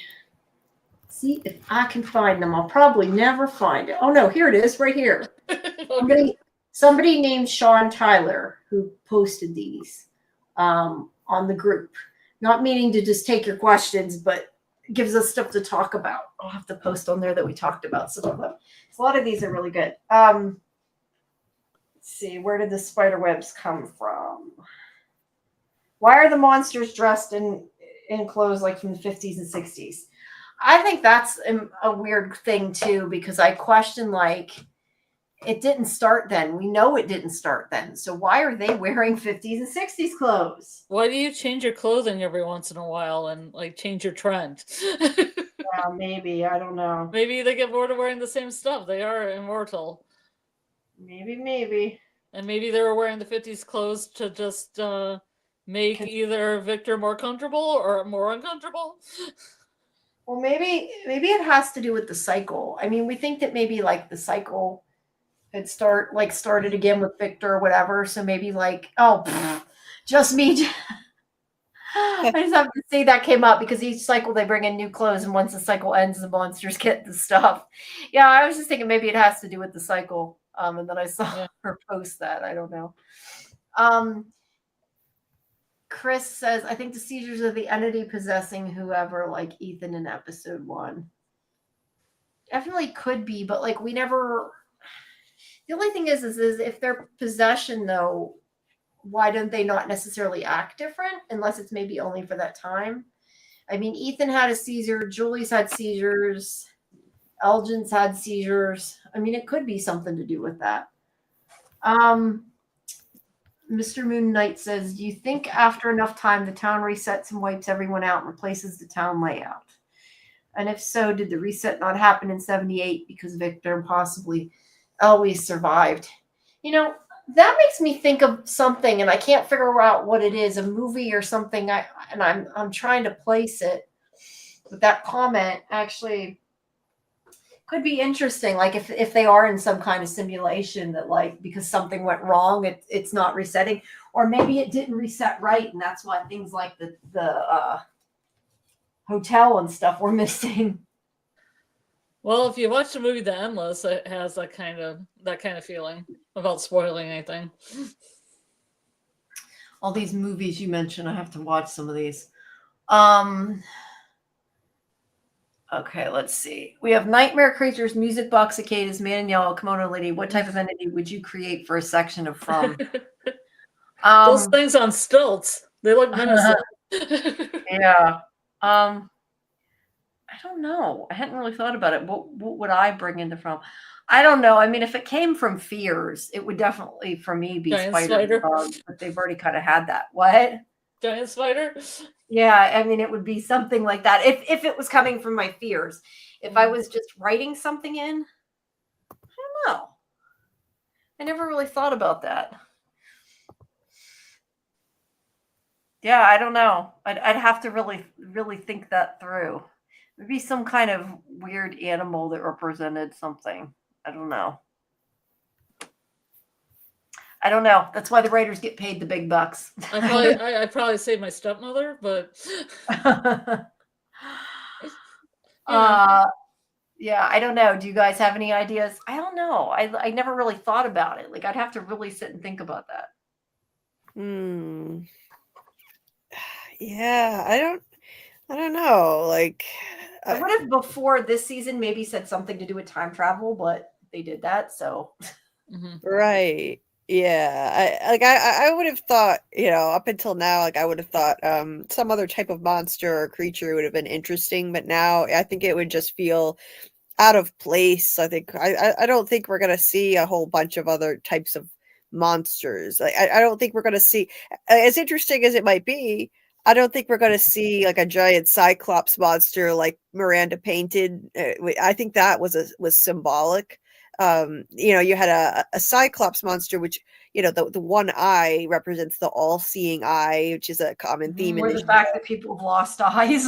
Oh yeah, and it literally has teeth that look like pointy green trees, and it has a tongue that's bile yellow, and it's about to eat a bunch of children. So I think that whole painting is symbolic. A lot of people are hoping we're going to see a monster like that, but I don't think it's going to happen. Personally, I could be wrong, but I tend to think, especially because we got such big answers this season, like, how the monsters are immortal and the reincarnation and everything. I kind of feel like it's really heading somewhere now. Like the beginning was all the complete crazy shit going on. yeah. But then now we're like moving towards an end point. Now is going to be more about figuring out like what they have to do in order to fix things. So we may not get as much random stuff, I guess. At least I feel like that. Now we still have the cabins, and there's something at the cabins. They have to give us that, but I don't know. They're going that 5-season arc though. We're at the peak at season 3. And then That's what I mean. So I don't know that they'll be introducing tons of new things. I agree. Yeah, like they said that the showrunner said that this is season 3 is the end of the beginning. To me, that says that they have a direction they're going in now, and they're not going to introduce a bunch of random stuff going forward. That this is, like you were saying. Yeah. Yeah. Just me saying, perhaps all the monsters are different fears, and they could be fears of the original children. That's a possibility. I know there's the whole thing with Sarah's brother and fears. I mean, I think it's definitely possible that some of them are the spider and all that could be. Yeah, I don't know. It could be though. That would be interesting. Carrie says, I think when the monsters are reborn, they get clothes. We'll have to wait to see what Smiley puts on. Yeah, his old clothes are all burned up. They cremated him, so yeah, have to find something. You have to get a new outfit. Yeah. CT Vive says I would write in a giant spider bear. Yeah. Flying spider. Says I'm rooting for a 4-way battle between a giant cyclops, a giant squid, a giant spider, and a giant root monster. Yeah, they could have something with like the roots, like grab somebody and like then Godzilla also shows something. I could maybe see that. Oh, yeah, Evil Dead style. Yeah. Yeah. Oh God, don't remind me of that. Chris, that scene freaked me out so damn bad. I told Bruce Campbell that. That was like that movie. Like Yeah. that freaked me out. Ethan was the first person in town to have the seizure, says Christy. I think the top entity possessed Ethan, and that's why he seems normal, just like Marielle. Do you think, Chris, do you think he's still possessed, or you mean just for like that period he was possessed? Because that could be taken either way. I asked that to think about what are the differences in powers, abilities of the monsters. And are they, I think the other thing, not just powers and abilities, but like, are there different levels? Because we've talked about, like, we think there's, the like the one that runs them all, which is potentially the man in yellow. And it seems like maybe the cicadas have ruling over the creatures. And then we also have like the whatever the visions are of things, the ghosts and everything, that they see dead people. I don't know. I'm curious why there are so many different ones, and are they working together? Are they against each other? We've kind of talked about that before, because we really don't know an answer to that. I don't know. And Chris thinks Ethan's still possessed. I don't know. I mean, that's a possibility, but I feel like, wouldn't we have noticed him acting weird? I don't know. He kind of went through an emo phase and got out of it. Yeah, I don't know. He's saying that he's still, because he acts normal like Marielle. Yeah, I don't know. I mean, it's a possibility that they could be taken over.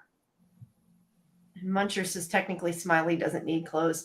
Maybe they're clothes. Maybe they're like shapeshifters, and like they shapeshift their clothes to look like they want. They're like copying humans, kind of like that. It brings me back. Or to else that he just goes all natural the whole next season. Mm-hmm. Yeah. Much to Jamie's chagrin, I guess, that he probably doesn't want to do that. Yeah, well, they'll make him wear something. But I don't know. I mean, maybe but that would be weird if like they were creating, like making themselves look like what they thought they should, and they picked that time period. They were like shapeshifters or aliens or something. I don't know that they are. I'm just saying they could be.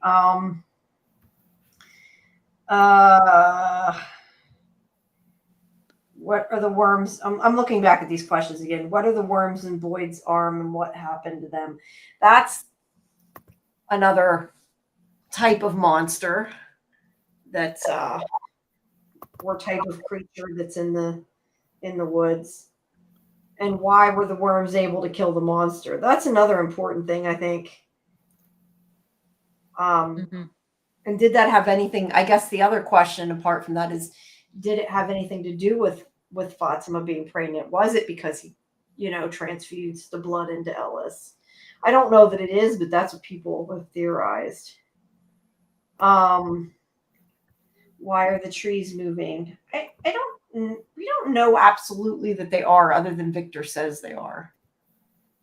Yeah, I don't know. I mean, I believe it though. Like he keeps, he has a little book, that little, bunch of papers that he kind of marks how far they've moved, and he said they've moved closer, and that's bad. So it's almost like the forest is sentient and it's moving closer in a menacing way. It's closing in on the town. That, I mean, like the stuff out there in the forest. It seems like the forest is even more of a threat than the town. Like Martin once said to Boyd in that dream state. I used to think the town was the worst part. Yeah. So that would be bad if the trees are moving closer, and then there's more forest and less town. Yeah. Yeah. Backing up a second, CT5 says the worms of the cicadas evolved, and David says that the worms and the cicadas were also a cycle. Yeah, I don't know if, I think we kind of asked about this last week. Do cicadas come from worms? Is there like a larva stage or something, and that maybe they are the one and the same? That would kind of make sense, but I don't know if cicadas do or not. We never found out. We just talked about it. Yeah, Well, I they're think they're from the nymph state.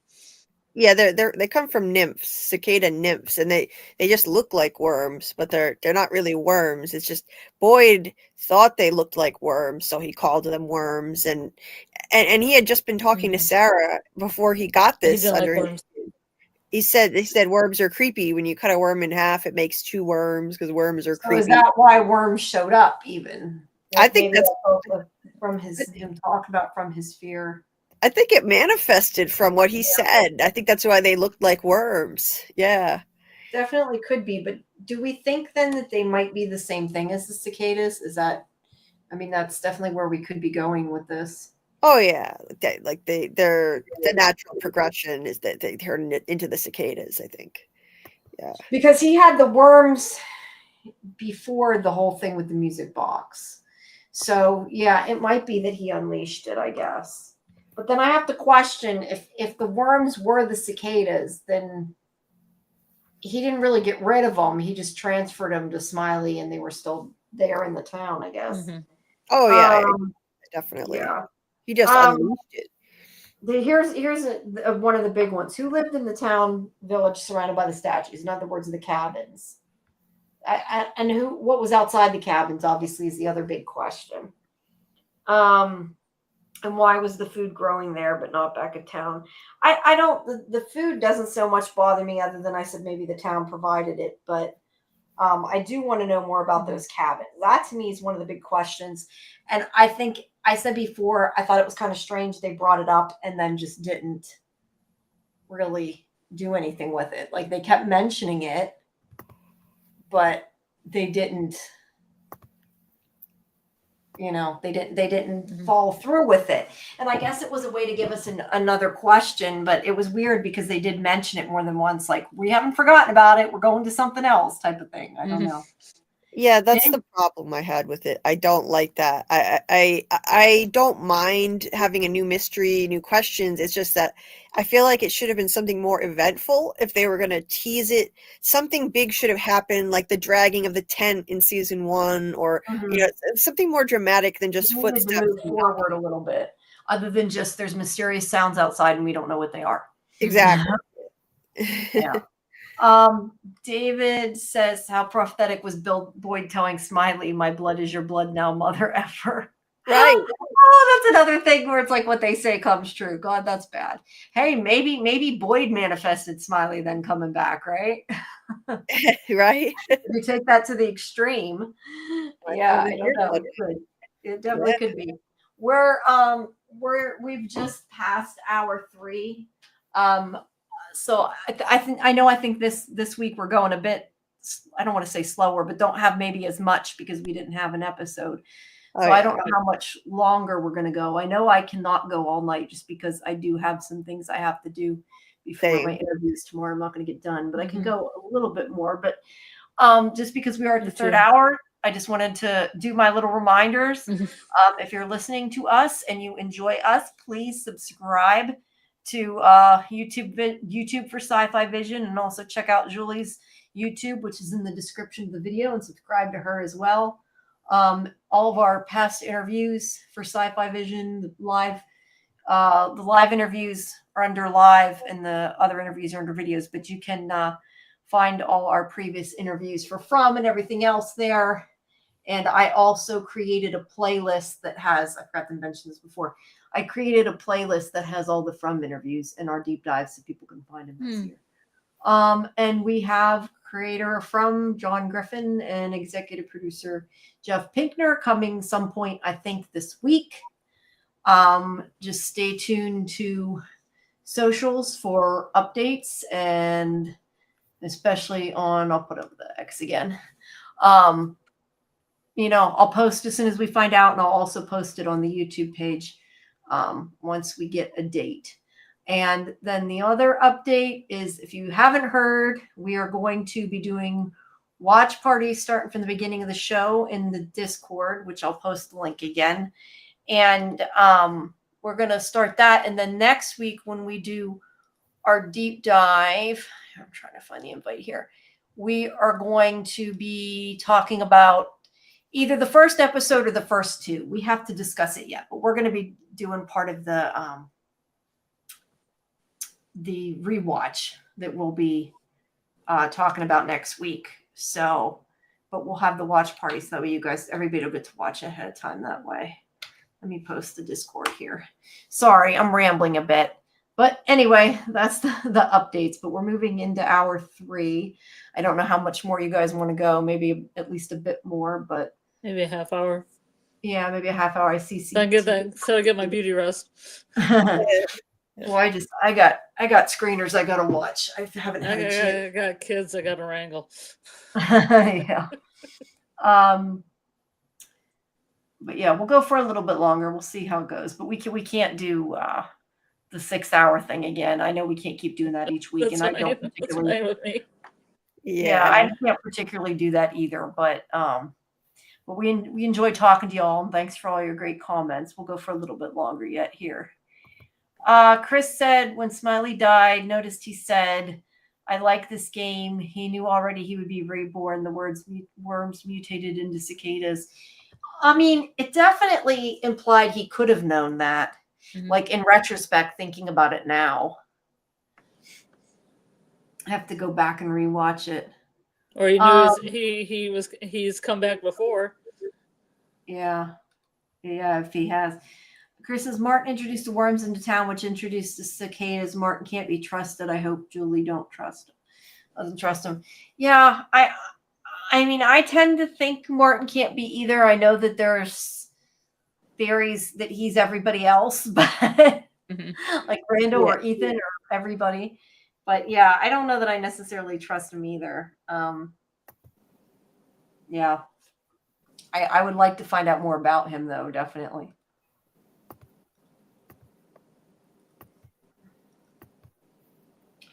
What else, guys? Let's see. I think we got everything, though, from the chat. At least we're up to it finally. I know PM was here earlier. She never called in. Yeah, there were a couple of people who wanted to. I don't know. If you guys want to call in and talk with us out loud, the link for the StreamYard is there. Just let us know in the chat, in the public chat ahead of time that you're going to call. Yeah, I'm trying to think what about, like, we were going to talk about some of the theories. What do we think about like either the video game or simulation type theory? Yeah. Boo. Yeah, don't want it to be that. I think that it's less likely to be that now that they've given us all of this new lore and lore building and revelations. That I think it's less likely that for them to turn around and say, "Oh, never mind, it was all a simulation." So I'm more confident now to say that it's not after the finale that we just got. See, I don't know. I don't know that I think it is a simulation. I'm not saying it is or a game or whatever. But I think that a game or a simulation, unlike saying they're dead, doesn't necessarily negate that. Because especially if it's like a video game, like getting more lives and stuff isn't necessarily, like, it could be something, like, mean something different as opposed to like literal reincarnation, you know? Mm-hmm. Like a reset as opposed to a literal reincarnation. So I could see it still working. And again, I'm not saying I think it is that. I'm just saying I could see it fitting with what we know. I could see that. Yeah, like, the way that a video game resets, you get a new life, you start over from the beginning. So like the people who feel that they've been reincarnated, you could find out like they're actually, like sent back to the beginning of a video game. So yeah, I could see that. I would rather it be, like literal reincarnation, like literally their life. I would too. I'm just saying. Yeah. Even like immortality could be like when you get infinite lives, like that infinite life cheat. Right. I don't know. I'm reaching. Like I said, I don't think it is that. I'm just saying it makes sense that it could be that. I think that there could be some cool ways to go there. But I think because of all the stuff they revealed, it's more likely it's not.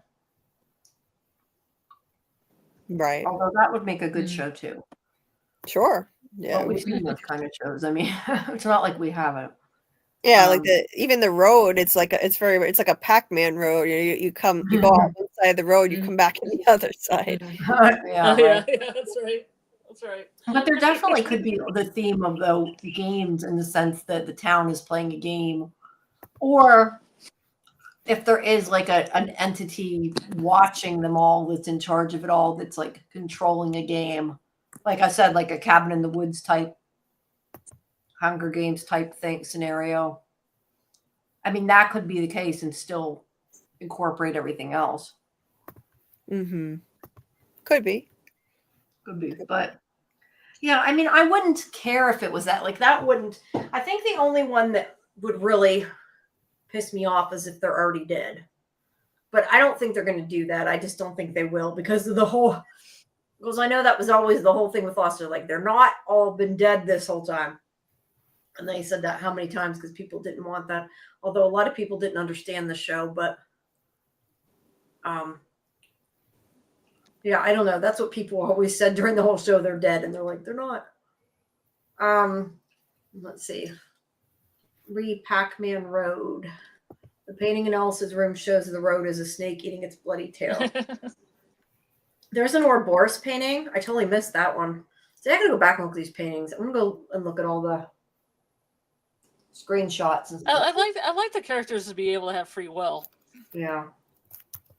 On any level. Yeah. Unless it's one of those things where like it's a simulation and they're like becoming real or something and they're like breaking out of it. Oh, so it's Westworld. yeah, like it's Westworld. kind of. Yeah, kind of. I guess Maybe Dolores and they're like, hey, how's it going? Yeah, I was gonna say, I guess that is Westworld, isn't it? David's saying we already have Jumanji. Yeah, but in Jumanji, they knew that, well, the main characters knew they were in a game. This is a little different. Right. But yeah, I want to go back, and this is where I need to learn to use the damn screen sharing thing. I got to practice this one day, sit down and practice it. Because I think that we really, as we do the rewatch, especially, we really ought to get some screen captures of different things, especially the paintings and things like that, and really kind of look them over and figure out if there's any deeper meaning and look at those kind of things. So I'm going to try to remember between now and Sunday to figure it out. I did it before and I can do it. It's just I get confused, which I have two monitors. That's what makes it confusing. Like I'm not sure what it's sharing. I got to understand that so I don't share my whole everything on my work. Yeah. Brian says a simulation could explain the lighthouse drop from Fromville to Camden as a no-clip hack. The back rooms. Do you know the back rooms? What do you mean the back rooms? I haven't heard something called the back rooms. I'm not sure what that is. It's like a creepypasta that it has kind of a series on YouTube, soon to be a movie by A24. The back rooms. By the creators, where people could do a thing that was no clip and they would end up in the back rooms, which was this endless rooms that are kind of dimly yellowly lit and don't have a lot of things in them, but then there's creatures in them. I think you got, and not that it has anywhere near this tone because it's not a scary show, but such a bizarre thing. I think you guys need to watch is it called The Lost Room? That's what it's called. Mm-hmm. Which was about a hotel room and like things traveled in the room and showed up. It was a weird show. I just think if you like Lost, you'd probably like The Lost Room. Or if you like From, you'd like The Lost Room. But it's not horror. It's just something interesting. They had that one show that was produced by the Bumblecore people that did The League, but I can't remember their names offhand.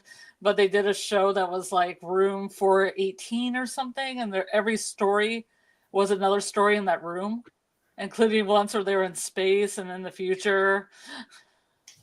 Interesting. No, this isn't that, but that I feel like I've heard about that before too. But yeah. Yeah, and then there was David Lynch's Hotel Room, which is kind of like a similar premise. It might be. I don't know. There's also one room something that's about a hotel room that's haunted that the guy gets stuck into. But I don't think that's what you're talking about.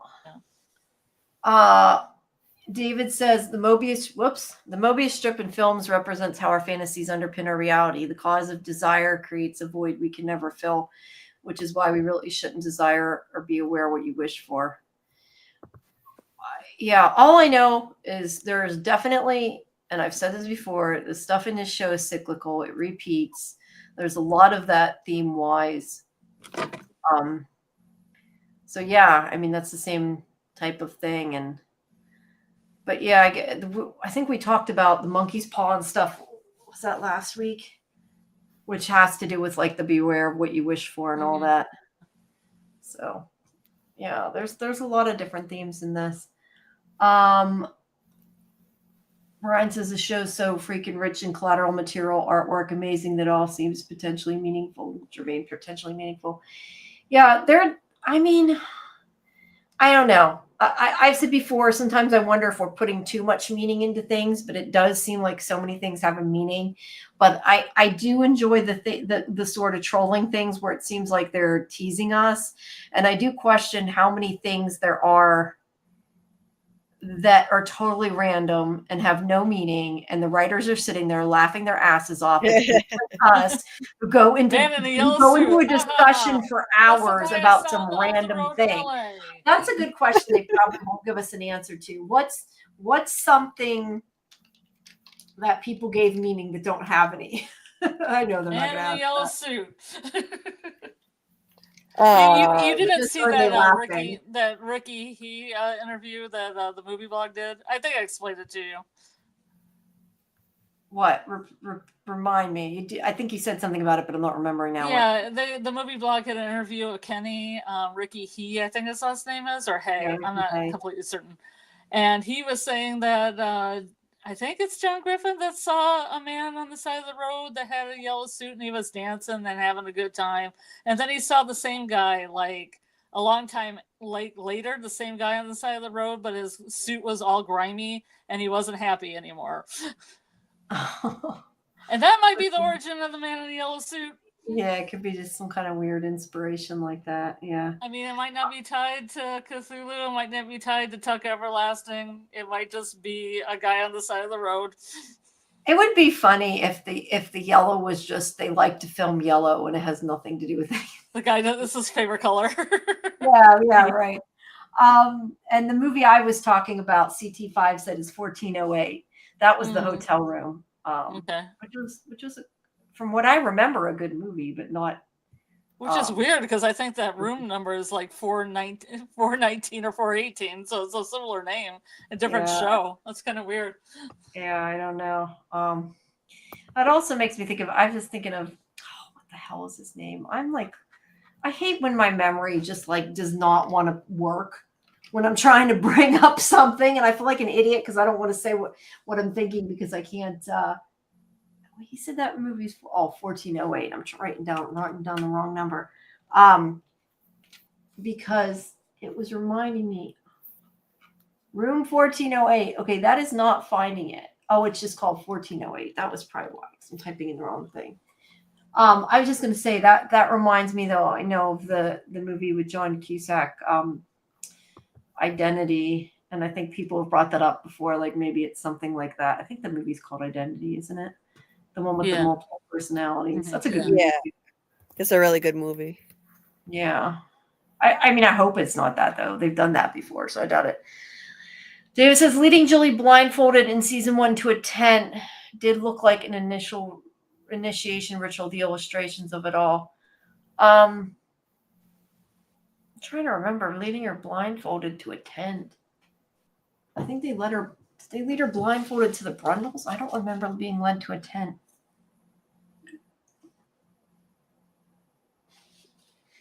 I don't know. I don't remember. I don't recall that either.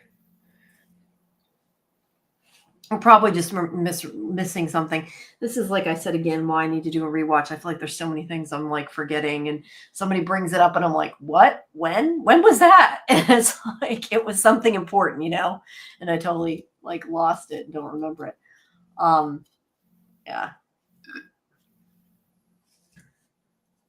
And also, is there anything That just reminded me. I was thinking of like when they go and they choose if they want colony house or not. I wonder, like, is there anything inherent in what they choose if it makes a difference? Oh, saying they had their hands on her eyes, leading her to the bed like initiation ritual in certain clubs. I think maybe they mean. Hold on, I'll bring you in. I think maybe he means, yeah, with Ellis and Fatima leading her into the bedroom, maybe. I looked up the show. The show's called Room 104. Room 104. All right. Well, I'll write that down. 418 is not 104. Yep, exactly. Hi, Misha. Ellis and Fatima. Yeah, I do think that is what he means. And I'm just blanking. That was at the beginning. There's so many things they like. You can see images of, the magical tent. He must mean in one of the paintings, maybe that's in their bedroom, I'm guessing. Or the fort? Is it like the fort that they made? Like the tent in a room, you said? No, but she's talking, or David is talking about leading Julie into the bedroom when Alice and Fatima lead him in. Oh, okay. At least that's what I think what I understand he's talking about in some of the paintings there. I want to look at the paintings in Alice's room, the paintings that Miranda makes. Or Miranda did do that Garden of Eden painting. I don't remember. I know that Ellis had a painting that was sort of Garden Eden-ish. Yeah, but it looks like Miranda's style. Like his style's like charcoal. Well, realistic, I think it's because Jack Bender did them all, I think. I don't think it's because I don't know. I tend to think that the paintings Ellis made are less important than I think that there may be clues hidden in them, but the fact that Ellis painted them, I don't think like character wise means that there's maybe hidden like little Easter eggs for us, but I don't think they have like some deep hidden meaning if he's the one that painted them. Yeah, I think they just have Easter eggs, like things that are related to themes of the show, like that his Adam and Eve charcoal drawing, and with the eye in the sky, the all-seeing eye in the sky. It's, the themes of the show, like they're being watched, and that Adam and Eve theme, Ellis and Fatima are like Adam and Eve, that kind of thing. But like where Miranda made a painting, there's some deeper meaning, is what I'm saying. Like I think it's more just they might have references, but they're not necessarily important in that way. And yeah, that's what David meant, that when they brought her in, it was mimicking a ritual. That is true. I hadn't really thought about that. It kind of does. I see what he's saying. I hadn't really thought anything about it at the time. But again, this is why we need to go back and watch. And for people listening too, like I said, please join the Discord so you can engage in our conversations too. But because we haven't decided yet whether we're going to do 1 episode a week or 2 episodes a week. I was thinking like we needed to go faster, but we have so long till the show starts. There's only 30 episodes. We really could do 1 a week. I'm also afraid if we do 2 a week, like I said to you, Julie, I think our conversations will go on a lot longer and we're never going to get off. And then we'll end up with 6-hour streams again. So I think maybe we'll probably do 1 hour, but that's where like we'd love some input from you guys. If you go in the Discord, leave some feedback, tell us what you want to do. And like I said, probably Saturday night we'll have some kind of watch party, and we can, watch other shows too, but specifically for From, we'll have to rewatch it a week at a time. And that way everybody will also be ready for our stream on next Sunday too. I'm excited to go back. I just rewatched season 3 though, right before I watched watch season 1 and 2 right before I watched season 3. But I'm excited now to go back and do it all over again. Yeah. But so yeah, you can pick up a lot more now. Yeah. Like with all the stuff we know now, all the new insights, the new revelations, I think a lot more is going to make sense, and there could be more clues to uncover now. Yeah. I mean, like, I can't think of anything like off the top of my head that I remember coming from early on, but I'm sure that there's tons of things we'll find as we go back. Definitely, even like a lot of fun. especially I think the first episode, the first 2 episodes are going to be key. The showrunners themselves, they said that they put a lot of clues in those first 2 episodes, and now I think they're going to be more obvious. The dialogue, it's going to be like a lot of the dialogue in the RV, like it's all going to start to click. It's I can think of things already that make more sense now, that I think mean more than they seemed at the time. Yeah. I would think so, and I'm really like, I wish yeah, we need to look at them. Sorry, I'm trying to see something as I'm talking. I mean, they keep saying there's so many answers. We're probably going to find a lot, and then we'll still be discussing forever. But I think it was also a clue to us that when Victor said the answers to the end are at the beginning, I think that's also a clue to us. Like, go back to the beginning and look, because the answers to the end of the show are there too. Yeah. Oh, yeah. I definitely think that that's the case. But I'm excited to see what we find. Not just in the first episode, though. I mean, I think there's going to be things in the other episodes too, but I definitely think the first couple are something that we really need to focus on. Oh, definitely. Yeah. Yeah. I'm assuming where that is. Yeah, I don't know. We seem like we're kind of, slowing down. If anybody else in the chat has anything else they want us to bring up, I don't know. I'm trying to think of anything else. I told you guys the questions kind of that list that I had. Some of them were ones we discussed, but that's why I brought up a couple of them. But I'm trying to think of any other, like, really theories or anything that is standing out to me, and I'm kind of drawing a blank, and I think it's just I'm getting tired. So yeah. Relying on you, chat people. If you have anything you want to fine. add before we wrap up for the night. Let's see. David says, it is better for their mind to conceive before the eye can discern. Initiates are hoodwinked or blindfolded first so they can hear and understand words spoken, which give understanding. Yeah, I don't know if there's, I mean, there definitely could be deeper meaning in that scene. Like I said, I don't know that I necessarily picked out anything from it, but whoop, we lost Charlotte again. Or Charlotte. See, I can't even call her right name, Scarlett. Yeah, he's saying the words spoken then might be important. They definitely could be. But yeah, let's see. I was gonna say maybe when we hit 2, unless people have a lot more for us to discuss, I think we probably might want to start wrapping it up, unless you have a lot more to keep talking about, Julie. I don't know about you, but we've been going on 3.5 hours. Not our normal length, but I think we've discussed everything at length, at least that I necessarily have thought of. Yeah. Yeah, I'm excited to go back and look, from the beginning, and see what we can point out that's going to be that's going to mean something now. Like, there are certain things that you wouldn't even think twice about, that wouldn't mean anything when you watch it the first time, and then you go back and look. This is a show that's so rich for rewatches, and now more than ever, I think. So I think we're going to pick up a lot of interesting stuff. And it, like, for example, a lot of fans are wondering, like, is there anything else that Julie might have changed already? Not changed, but like that Julie might have affected that we don't know about, like, other than just throwing the rope. Maybe we'll find she did something else that, affected something we've already seen. Yeah, I'm kind of curious if we're going to see her in the background now that we go back. Oh, yeah.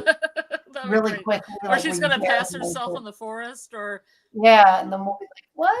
I would love if they had stuff like that embedded in there all this time and people didn't notice it. That would be awesome. I was always saying the same thing about Jasper. Jasper is always in every room looking and staring. Yeah. I feel always watching. They probably would have pointed it out if that's the case, but who knows? We got a couple more things in the chat. We'll put them up. We'll go through them. Muncher says, Tabitha asked about water in the caves. That has to mean something. I mean, there has been a lot of people that think water floods, and there is a lot of imagery and quotes and things that have to do with that. And there's also, of course, the boat and the lighthouse and everything. So I definitely think that could be something that's being foreshadowed, that we just haven't seen yet because they haven't gotten to yet. But I don't know. Yeah, we'll find out. CT5 says, I don't think the man in yellow was really the one on the radio because the voices are different. I'd have to go back and listen to the actor's voice. But I'm kind of assuming that even if they're different, we're meant to think it's the same, and they may just not have paid that, or they probably hadn't cast the man in yellow at that point. Yeah. I'm guessing that. Yeah, like they're different. I knew, I remember that voice on the radio well because it had a southern drawl to it, and this guy's voice does not. But I have always thought that whatever was creating that voice also did the Thomas voice on the phone. I think it can just change its voice. So I think it was all the man in yellow. The voice on the radio, the voice on the phone, that was the little kid voice. I think it's all the same entity, and it's the man in yellow. He can just change his voice. Yeah, maybe that's a shapeshifter as well. I mean, that's a possibility too. Yeah. But yeah, I don't know. I think that whether they're the same voice or not, I don't know. But I mean, whether they're supposed to be the same as the phone call, I don't know. But I would tend to think that if the voice is different on the radio from that episode, that doesn't necessarily mean anything, because it's more likely, regardless of, not talking about the phone call, but just the radio voice, it would be more likely that they just hadn't cast the man in yellow yet. And they couldn't go back and re-record stuff. I mean, they could, but there'd be no point to it. And they may just have not known at that point that they were going to hire somebody to play him even. So it may not match. But I think the fact that he repeated it was definitely meant for us to think that it's the same person. And it probably is the same person. I definitely think it was him. Yeah. That was the point to that. But yeah, you're right. He's saying it might, or CT5 is saying it might be just repeated. It's a troll, Jim. That could be the case too. But I feel like it was to tell the audience it was the same person. I think so too. Yeah. Well, didn't he say, I told you? You're right. Yeah, I tried to warn you. Yeah. I tried to warn you. Yeah. Yeah. Yeah. He's talking about himself. Yeah. Yeah, we're I was just going to say, though, that does bring up the question. We mentioned this earlier, but I do want to know if there's some all-seeing entity, or if they really can't see everything and they're just finding things out and pretending like they can see it to scare them. If there is a mole, or maybe they're all inside that snow globe and somebody's looking in. I mean, we don't know, but I would like to know if they really do know what's going on, because if they do know exactly where they hid and everything, I feel like that really changes things. Yeah, I think that I personally think that Fromville doesn't need a mole. It doesn't need a mole because we've already seen evidence that some entity can see them and hear them wherever they are. It like I said, it heard Boyd in the middle of the woods yelling, "You don't break me." And so it's not. A lot of people probably heard Boyd yelling. I mean, if there's people, bad things around, a lot of them could have heard that. Yeah, but I mean, he was in the middle of the woods in the middle of the day, so it's like I don't think they need a mole. I mean, it's not like he's in town and they could just have his house bugged or something. Like, how do you just hear somebody in the woods yelling in the middle of the day, like all alone, nobody around? So, and Tabitha digging in the basement. How did this entity know she was digging in the basement? So I think there's all seeing, all hearing. It's above the caves, but I guess they probably still couldn't tell what she was doing. I kind of wondered, not that this necessarily is the answer to that, but I'm just curious. I think that maybe the caves run all the way under the whole, everywhere, like the whole town, because maybe even they hear that, it's a possibility that they could hear things because of that, or see things because of that. But I tend to think it runs under not just the town, but the forests and everything, that it's all connected by a tree root system. Yeah.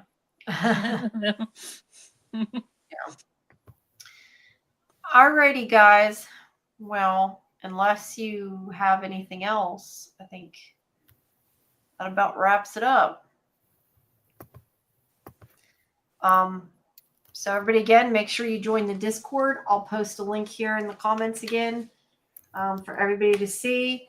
Let us know, what you think, what you want to see, when we should have the watch party. Because like I said, it'll probably be Saturday night. But, if everybody thinks that doesn't work or something, we can always, change around things. Thanks to the Sins, and not sure how to say that. I don't know if they just joined now or they're just commenting now, but thank you, everybody who came. We appreciate it. We appreciate all of you. Make sure you come back next week. Take time, please. Subscribe to Sci-Fi Vision. Check out Julie's page, which is in the description. Subscribe to her channel. Yeah, and cooey to all, Brian. And thank you, everybody, especially if you stayed this whole time. We're sorry we can't do 6 hours again. We probably could find things to talk about for another 3 hours, but I don't know. I got a lot of work to do, and I think we're all kind of not feeling great because we keep doing too much as much as we keep doing it. But yeah, it's been fun, and maybe we'll start. Maybe we'll be talking about other shows soon on these. Who knows? Have to see Yeah, I'm a week behind. We're gonna do Severance. Yeah, we're gonna be doing Severance, and I'm a week behind.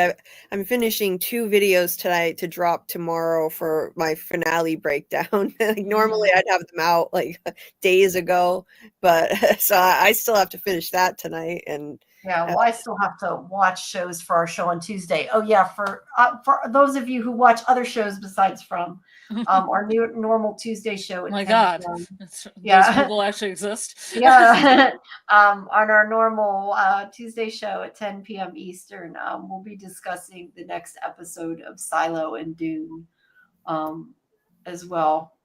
Although I was going to say we don't have a new From, unfortunately, to discuss. But that's on Tuesday night. And we, like I said, we still have the John Griffin and Jeff Pinkner coming to talk about From, probably towards the end of the week. Just check out. It'll be on, if we get it, it'll be, I'll put it on X or, Blue Sky and on the YouTube community page as well, whenever we find out when the interview is. But yeah, just keep checking, and there is a playlist there for all our From interviews and deep dives, and you can of course find all the streams too under the live tab that we've done. But it is all there. Yeah. So thank you, everybody. Let's see, we got another comment. I said thanks. Okay. Yeah. Thank you, SciFi. We appreciate you all for listening and for listening to us blather on for hours. All right, guys. Have a good night. Good night. Yeah. Good night.